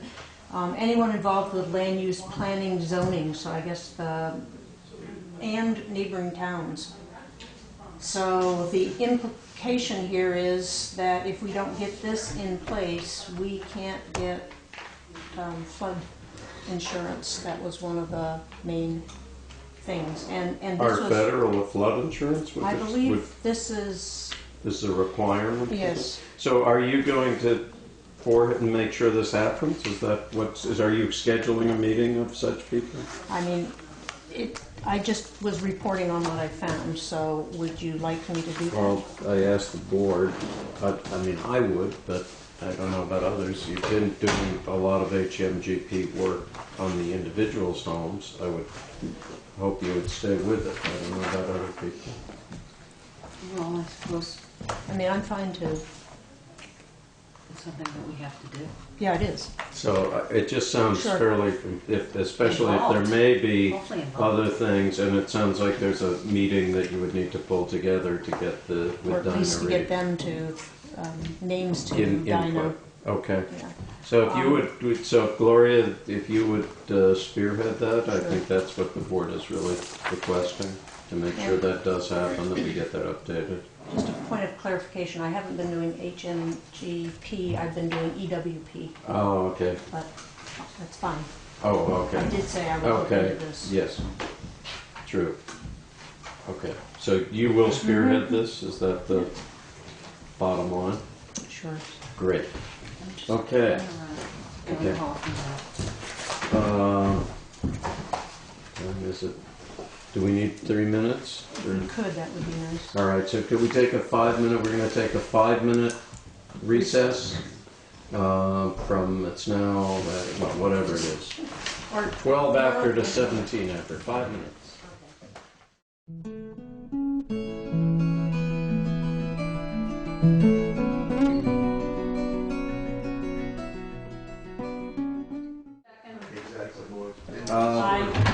The motion, it's been moved and seconded to come out of recess and into the regular meeting. And all in favor, say aye. Aye. Okay, the motion is carried. We can reconvene the meeting. Okay, this one still seems to be going. This one still seems to be going. Okay. All right, the next issue, I want to actually, I'm sorry to keep you waiting, Merle, but I want to, we have issues related to this, to our FEMA, our reconstruction things. We got a couple that are kind of scattered in the thing that really, one that looks like correspondence, but it's really a decision we have to make. So, we have a decision to make with respect to Hunter Bridge number 2.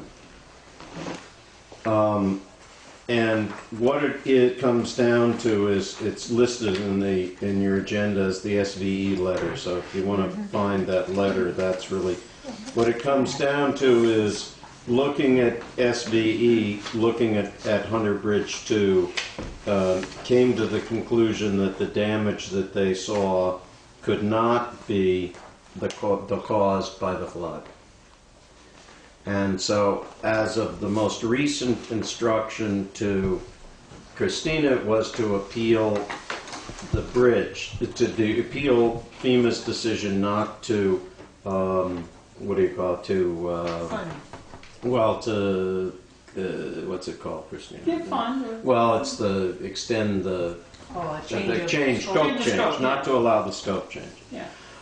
So we were appealing that, or we wanted to appeal it, and we thought we would get support from the SVE letter, but in fact, the SVE letter does not support our case. It's conceivable you could put in that, we still think it should, even though, or we could not send them SVE's material, but that seems like that could get us in trouble in the long run. So it appears that we're just out of luck, is what it looks like. That there's very little likelihood that we can get FEMA, that we would win an appeal with FEMA, especially given that we actually did ask for a report and the report doesn't support our claim. So I guess I'm asking the board to either agree or disagree with the notion that we not go forward with the appeal to FEMA on the saying that Hunter Bridge 2 requires not just, I guess it's small, cosmetic. I don't know what they did fund. They funded $25,000 worth. To rebuild the existing deck. Which is the thing. But not to rebuild the bridge. I move that we do not go forward with appeal to FEMA in their denial of scope change. That's the words. There's a moved and second discussion. Did Todd have an opinion about it? Yeah, are there any other avenues? Pretty much no. The regulation states that FEMA will rebuild the bridge to its existing, they'll repair it to its existing state. And what you've got is a bridge that is asphalt on top of old style corrugated steel, which is all that FEMA's required to rebuild for you. And it's bent. I mean, the Very slightly, right? the decking that's on top of the steel is just slightly out of line. So they're willing to help you put that back together and put up some new guardrails. Had it been a more substantial bridge, the funding would be entirely different. And it seems to me that Todd was concerned that that bridge has always been difficult to plow, right, in the winter. Would we be able to get that repair done for the $25,000? Give or take 10? So far, the FEMA cost estimates have been quite reasonable. But regrettably, what they're going to ask you to do is use a 1970s technology on a 1970s styles bridge that you're just not going to be able to find today. You're not going to find that corrugated steel, and nobody's going to want to just pour hot asphalt on it and call it good. One other question. The Vermont laws, the rules, as you will, the DOT rules on that, what's the situation if we make a move and just go ahead and Band-Aid over it? Yep. Do we going to run into problems with Vermont? With the codes and standards and stuff like that? No, because it meets the weight and it meets the width. And that's really where it's going to. It's not necessarily how it's constructed. Okay, so we don't have any problems Yeah. with that. I mean, the only other alternative I could conceivably see is that we would apply for an improved project where we say... You could apply for an improved project. The paperwork's not worth it because this is a $25,000 small project, and they're not going to come back and give it the same focus that, say, Lynch Bridge gets. The one option you do have is to apply for the 404, the Hazard Mitigation Grant Program under Round 4. Yeah. And if you did that, you would have the 25% share of the total bill. So let's say you were to put in the $100,000 bridge deck, which is, where you'd be going, or $70,000, somewhere in there. 25% of that would come to the town. No question. So that's something we should conceivably look into, but... It's worth kicking around. It has to be your decision, because 25% of that is that's going to be $25,000. But we do have capital improvements and bridges and... Yeah. Right, well, it's a question of really what we need, and maybe we're going to need SVU to tell us. I mean, I just don't want to build something that isn't safe. I mean, that's... Well, he's saying in his letter that structurally it doesn't... It's sound. It's absolutely. So then, yeah. I mean, I think for the moment we probably have enough to deal with on our plate and not add another one. Okay, so for the moment, we have a motion that has been seconded. Do we have any further discussion? And by the way, in terms of Todd, his initial thought was, well, do we really have to, maybe we solicit SVE, they wouldn't ask to, but we just sort of ignore that, and the answer is kind of no, we can't. And we certainly can't now. But probably not a good policy in any case. Okay. Very good. So that motion has been made, seconded, discussion finished. All those in favor? Aye. Motion carries unanimously. The next item is the issue with Lynch Bridge, and we'll get that out of the way, which is just we've accepted through Christina, who's taken the lead for us on this. We have told we essentially through you have told the bidders that it is in our RFP that we would that we would provide soil boring, and you've solicited bids for that. I did. Correct? I solicited. You don't have the bids yet. No, I do not. But I didn't have your prior approval as a board. right. While I was standing there in the sleet, the rain, the slush, and so I acted unilaterally. Well, that sounds right. Fair what you enough, did. but So does the board agree that we will accept the boring task, that we will solicit bids on the boring task? Did you give a deadline of when? I did not. I left everything open-ended publicly. So what should we do? What do you suggest in terms of a deadline for the boring bids? Well, I think really a motion to authorize the process of doing the boring sample would be all that's needed, and I'll Okay. come back to you in Okay. your next meeting with the bids, Okay. and then you make your decision based on Okay. that. David. Sounds good. So is there a motion to authorize seeking the boring sample bids? So moved. Second. It's been moved and seconded. Is there any further discussion? Hearing none, all those in favor? Aye. Okay, the motion passes unanimously. Is there anything else you need on that score, Christine? I'm good. Okay, thank you for taking care of it. See you Thank later. for Thanks, Christine. sticking with us here. Good night. The next issue is the Golden Wood property issues. And I know, Merle, you've been waiting patiently to present this to the board. You want to go ahead and let us know what's happening here? What's happening? Between Pat and myself, we've been going in circles. We have a town health officer who hasn't got time to do his thing. I'm in the process of doing a notice of violation due to too many living units on the property. And this is a 5-day-old thing, Mm-hmm. so it's early in the process.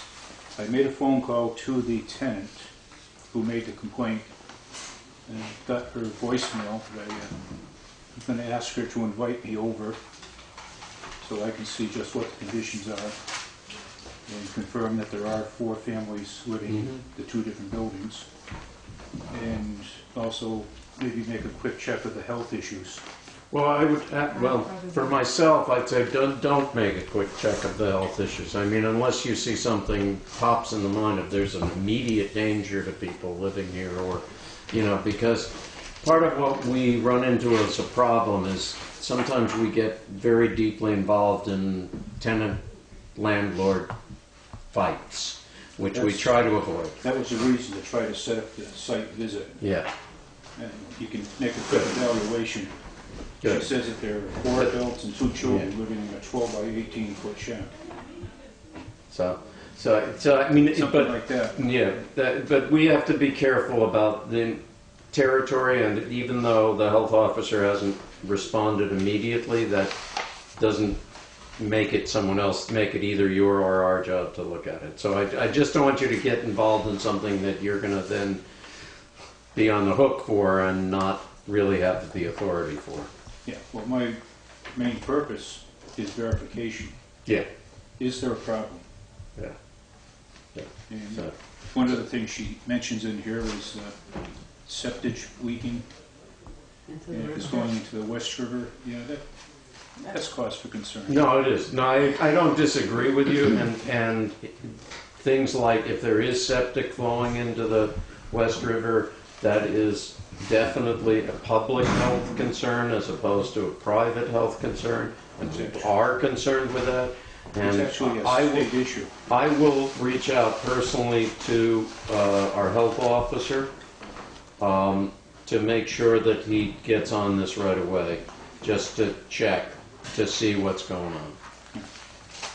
Pat has been trying to get in touch with him. I understand. He may have been away. I mean, it does have, people do different things, and I'm not for me to say.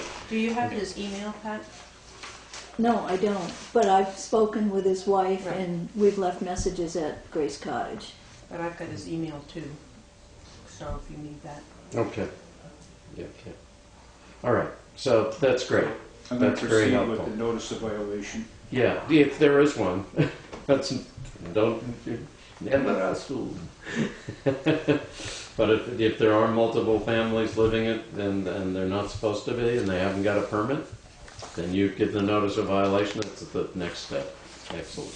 Does my budget cover the airfare to Great Britain? That's interesting. It covers mine to anywhere. Where is Goldenwood Road? Just beyond the flea market, there's a little roadway that goes in off of Route 30. Oh, maybe we can hand it over to Brookline. We just cede that territory to Brookline. Okay.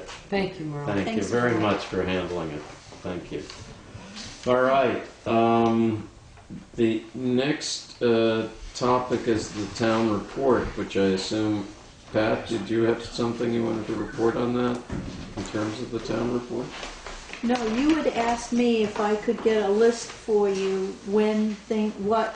Oh, the due What- dates, the yeah, the due deadlines. dates. The deadlines, yeah. I just want us to be aware of when we gotta get things. The printer came in Thanks, yesterday and gave me a schedule of what needed to be done. And Thank you, I Mel. have that, I will email all All of right, you so what that- what I need from the select board, what needs to go in there from you, Great, okay? thank you. Next is 100 Brook Bridge damage. Is that what I That's just what you talked? just That's what I just talked talked about. Done. Okay, SAM registration. This just went. I just don't want this to go back. I noticed it went back and forth between Gloria and Maureen. Who is responsible for this? Do you Well, know? it appears that nobody knows. Yeah, that's the trouble. And it's one of these where it looks like there's sort of a little bit of, if you don't do this, you'll get in trouble. Well, I talked to Doris about, and Doris looked up what that CRC is, and it's contractors. So it's possible that it is I who initiated this with the EWP, because it has something to do with DUNS number, and so if we're going to pay a contractor, its intent is to protect the smaller business. And so they have to be registered with what used to be the CRC, and now it's become SAM. So if anybody here has any additional knowledge, but I have a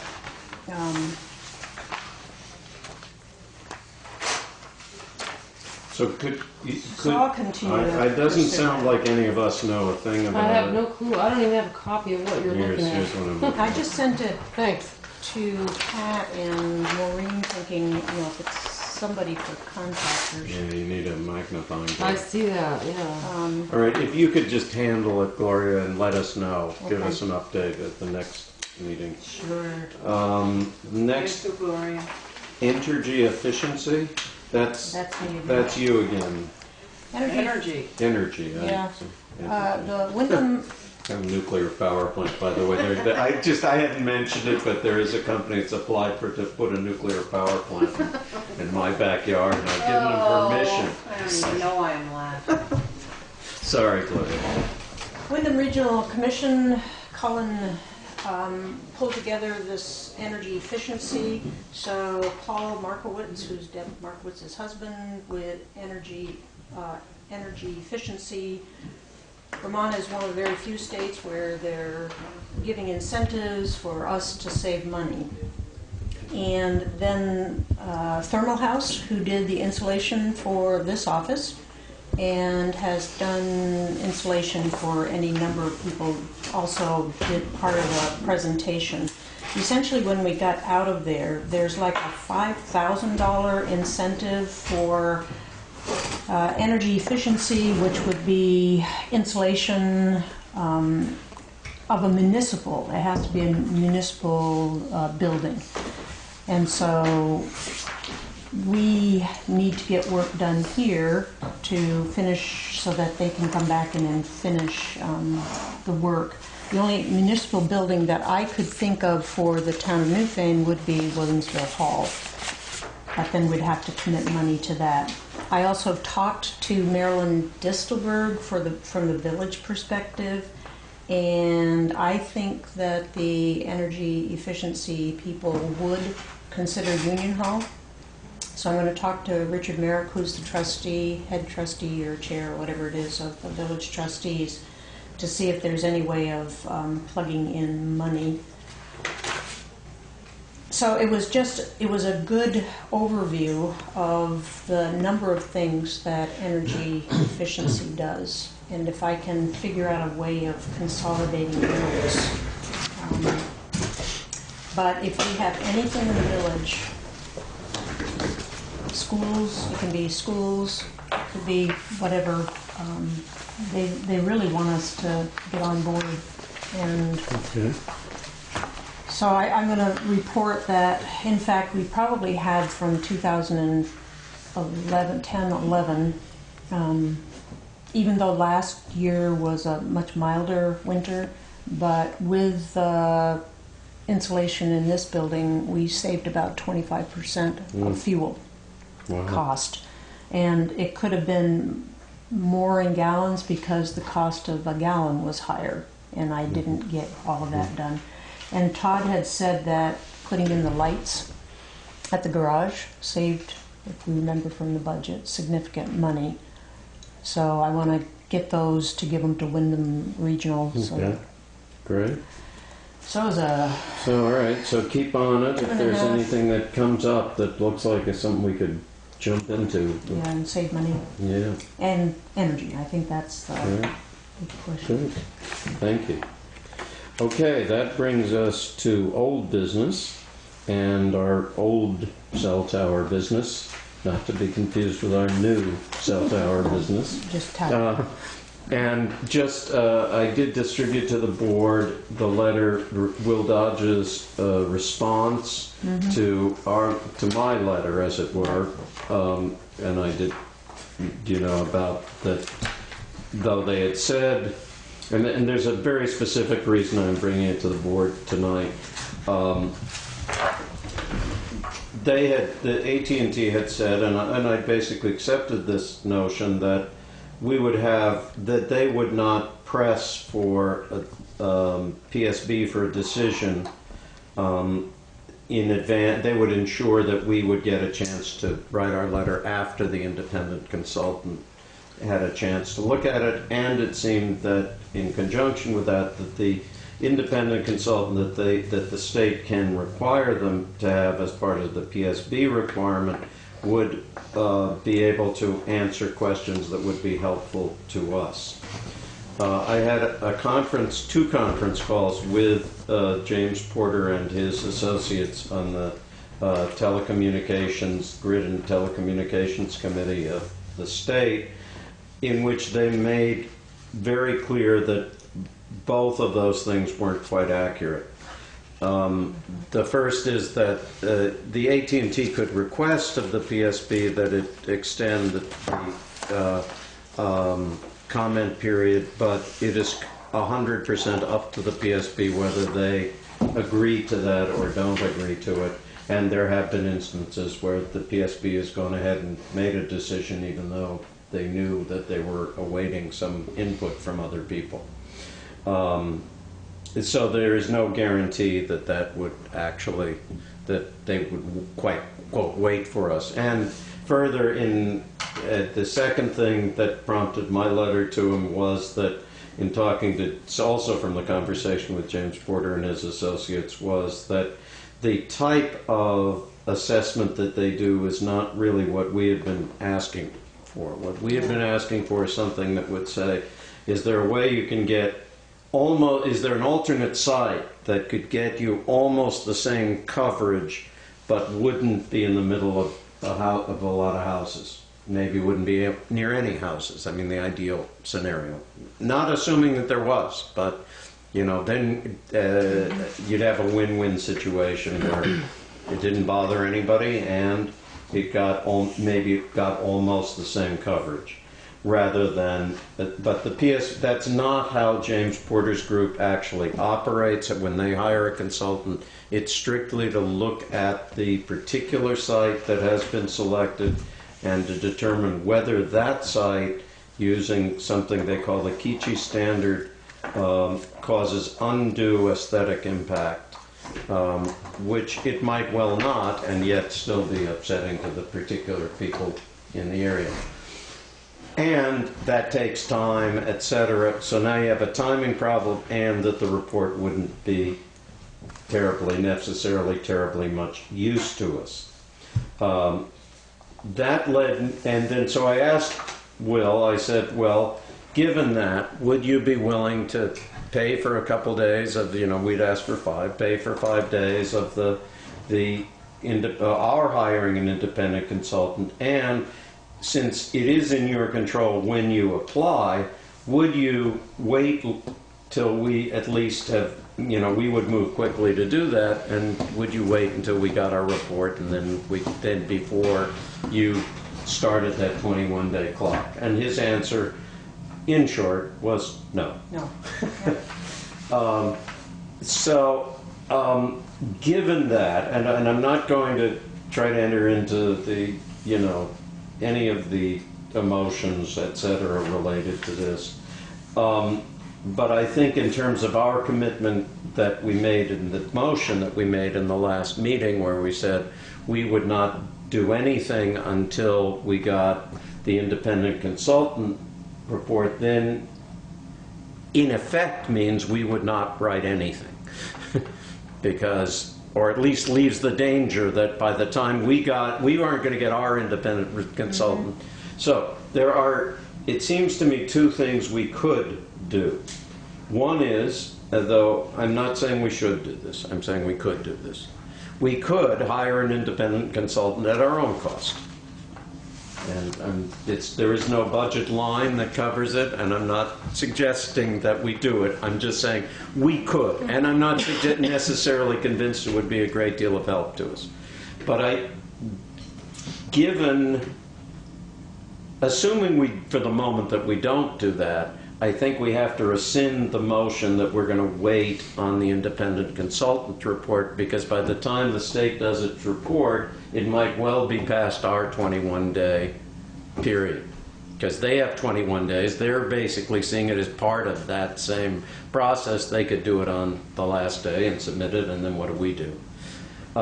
So I would like to have a motion to say that we will attempt at our next regularly scheduled meeting to come to a decision on what, if any, letter we will write in support or whatever of AT&T's request.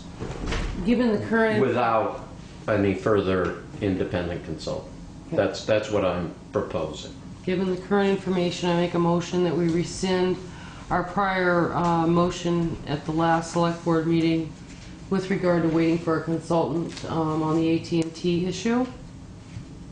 Seconded. Could we also, do you want to do it? We could do it as two. Okay. It's been moved and seconded. Is there any further discussion? I'm still trying to process everything you said, frankly. She's just, okay, what I said, not Yeah. what Chris said. Yeah.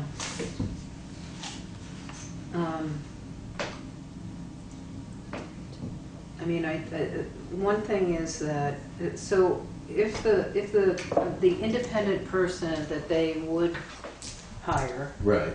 Will, and they will do that, by Yeah. the way. There's very little doubt that they will do that. And I'm sorry, and honestly, townspeople could add, it's not just us who could kick off that. In other words, if the townspeople wish that report, any group of people, if they hear any kind of scuttlebutt that there's controversy, that organization will do their independent research. So why does it not make sense to go ahead and have that person?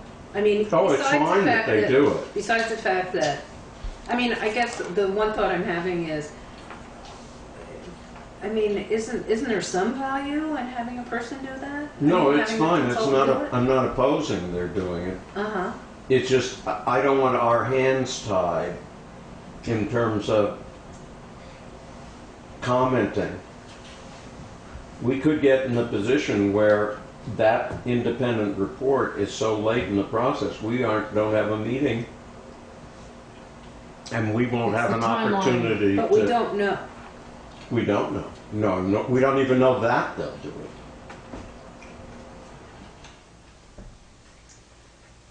it. I mean, I feel, geez, I mean, I guess my point, my only thinking is that we said, you know, we would do this, and now we're saying we won't even do that. The prior motion, I think what John's trying to explain is that prior motion locks us so that if at the next meeting we made a decision to write a letter on behalf of this, we could do it from that point, but we would have the time to have bearing on it. And I think Will Dodge's email pretty much indicates that we might lose that time frame. They're going to apply in the next few days. Right. The And- third and week then at in that point, December. it's And 21 then days. you just have, we have 3 weeks in which we have a open comment Well, period to one the thing would be, PSB. couldn't the motion be something like, if we have not received the information from this person by then, that we can go ahead and, Okay, could we that's ask all right. for it to happen That's all right. immediately? And That's if all it right. doesn't I happen? just want to give the town notice of when we're really going to decide. Yeah. And it's okay with me if we say, But if doesn't we- have, the dates though. I'm not positive I'm making sense. I understand what you're saying. Okay. And we could say that on, I'm making it up. Let's say our first, let's not make it up. January 3rd. Our first meeting is January 3rd. Yes. It's January 17th might well be too late. So that that's why I'm saying it, exactly what I'm saying is that on our January 3rd meeting, whether or not we have received that independent consultant's report, we will make our decision. Right. So, And it's almost So it's still, impossible. we can rescind. You see, that's what I'm Still, we saying. can That's why rescind the motion and then make that as a new motion. well, right. So what we're doing is I'm asking to rescind the agreement that we made at the Right. last meeting. Formally say we're going to stop that. We will Right. now make another motion Exactly. anew. Right. So the motion is still on the table and seconded. All right. Do you understand? She's just splitting it Wiping the up. The slate next clean. motion. We're wiping the slate We're wiping clean. this. We're rescinding that motion. We're starting a new motion. Sorry, I'm just having a little. It's All right, fine. whatever. We all do. A little process. All right. Is there any further discussion? Hearing none. All those in favor? Aye. Aye. All right. Motion passes unanimously. Now, I would like to make a motion simply to. It looks like the date that we have to write a letter that we will make. We're informing the town, and I don't know whether it needs. I guess it does. Should be a motion that we will come to a decision on a letter on January the 3rd. Mr. Chairman? Yes. Yes. I guess I remember I'm here as a citizen, as a member of the Vermont Telecommunications Authority, and know a little bit about AT&T and their interest in Vermont. I came here tonight thinking you were making a decision tonight. No. This thing, pardon me. Okay. May I continue, or do you want to? No, I'm just saying at the last meeting we did explicitly have a motion saying that we would not make the decision until we had gotten the report of the independent consultant. That's what we're kind of discussing, and that the decision would come after that. Thank you. Okay.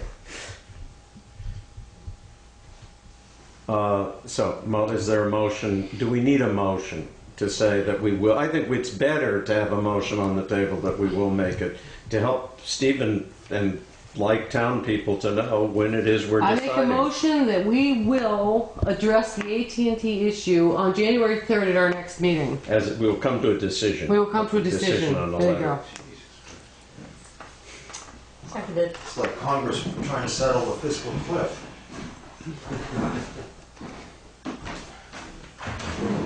I seconded it. Motion has been moved and seconded. All those in favor? Wait, we didn't. Oh, discussion. Discussion.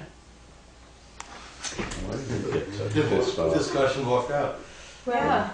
Actually, in part of the discussion, is there any particular reason why we couldn't move forward with the drafting?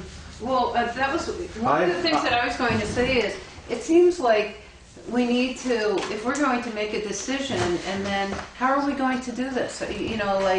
It's very difficult in this setting to come up with what we're going to say in a letter. But it has to be in this. Well, actually, as a while we were in discussion, I don't even know if we got to a second, so we may not even. Yeah, we did. I seconded We have it. a motion that's been moved in second. I have drafted a letter. I would like to look at it again for myself to see and what I see as what needs to be in our letter is basically, I see 3 components. One is that we have an ordinance, and we do feel that ordinance should be respected. Whether it's the PSB making the decision or we're making it, the AT&T has overtly said it doesn't meet the requirements of the ordinance. Period. Second point, there are a set of near neighbors who see serious problems with a specific location. And item 3, there are many people, even some who are neighbors, and many others in the town, and particularly emergency force people, who very much feel that cell service is an urgent requirement and that wherever you put it, it's going to bother somebody. And we acknowledge that there is a large sentiment of a need for cell service in this area. Those are the kind of 3 different points. It's not a recommendation, it's not a non-recommendation. These are the 3 points that have come up in our town's discussions. One other thing is the Wyndham Regional letter. Yep. Where they recommended, they made some recommendations, and AT&T didn't Will say that they were going to add them to their application? I think the only difference was that making it into Franken. They accepted one piece of it, which was the monopine. And what was the other piece that Wyndham Regional put in? There was a second thing. Well, they were asking for them to make it a shorter pole. Yeah. Oh, but they ignored that. They ignored Okay. that second piece. Okay. And it's for the same reason, honestly, that the veto guys say, which is that second piece kills the possibility of co-location. And even in terms of our ordinance requires co-location. It's one piece of our ordinance says that if you're going to build a tower, you have to build it enough that other people can use it. It's a very, in all honesty, we're in a rock and a hard place, and Isn't it that's true, the way it however, is. that maybe with your letter that's drafted, can it be sent to us to look at? Yes. Without us coming back to you, but well, able to the come back? problem a little bit is, I don't know, I would have to check with VLCT about whether by my sending a letter that is kind of a detailed thing like that, am I essentially initiating discussion?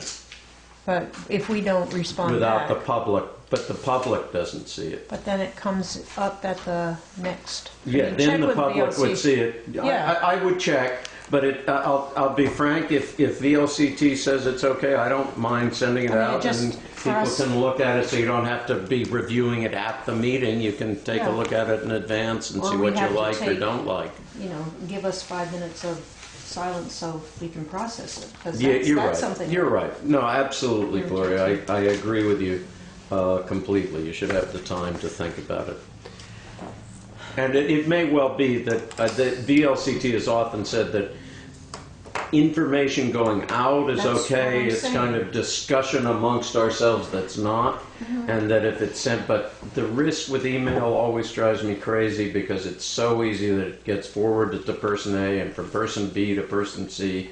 And the next thing, Well, if we, pledge, cross our heart, hope to die, kind of blood, whatever it is. I just need information Yeah, I prior to understand. coming to the meeting. I understand. So there's That's a fair. motion on the table. Do you want me to retract my motion? Which was that we would have a decision we would make a decision I on still January think that's 3rd. beneficial to the public. Was the motion seconded? It was seconded. Okay. Yeah, we're in I think so. discussion. I personally think it's still a beneficial motion because it tells Yes. the public when we're actually good. So if they want to come and hear us have the discussion, they are able to do so. But that's my opinion. Call the question? Well, if there's no further discussion, then we should vote. All those in favor of the motion? Aye. All carries unanimously. Not Steve Morse. I don't know why you thought we were going to decide tonight. Was he here last time? He was. For He some came of in. He came an hour later for another meeting that. Oh, so maybe he didn't. I don't know. Well, this is just so. It's okay. I can't worry about it. Well, no, it's like, the 2 cell tower things. It's a lot. It's a lot. It's a, yeah. It's a lot. It's a lot. Okay. We are on to pay orders, I believe. Yes. Okay. Okay, Chris, you ready to go?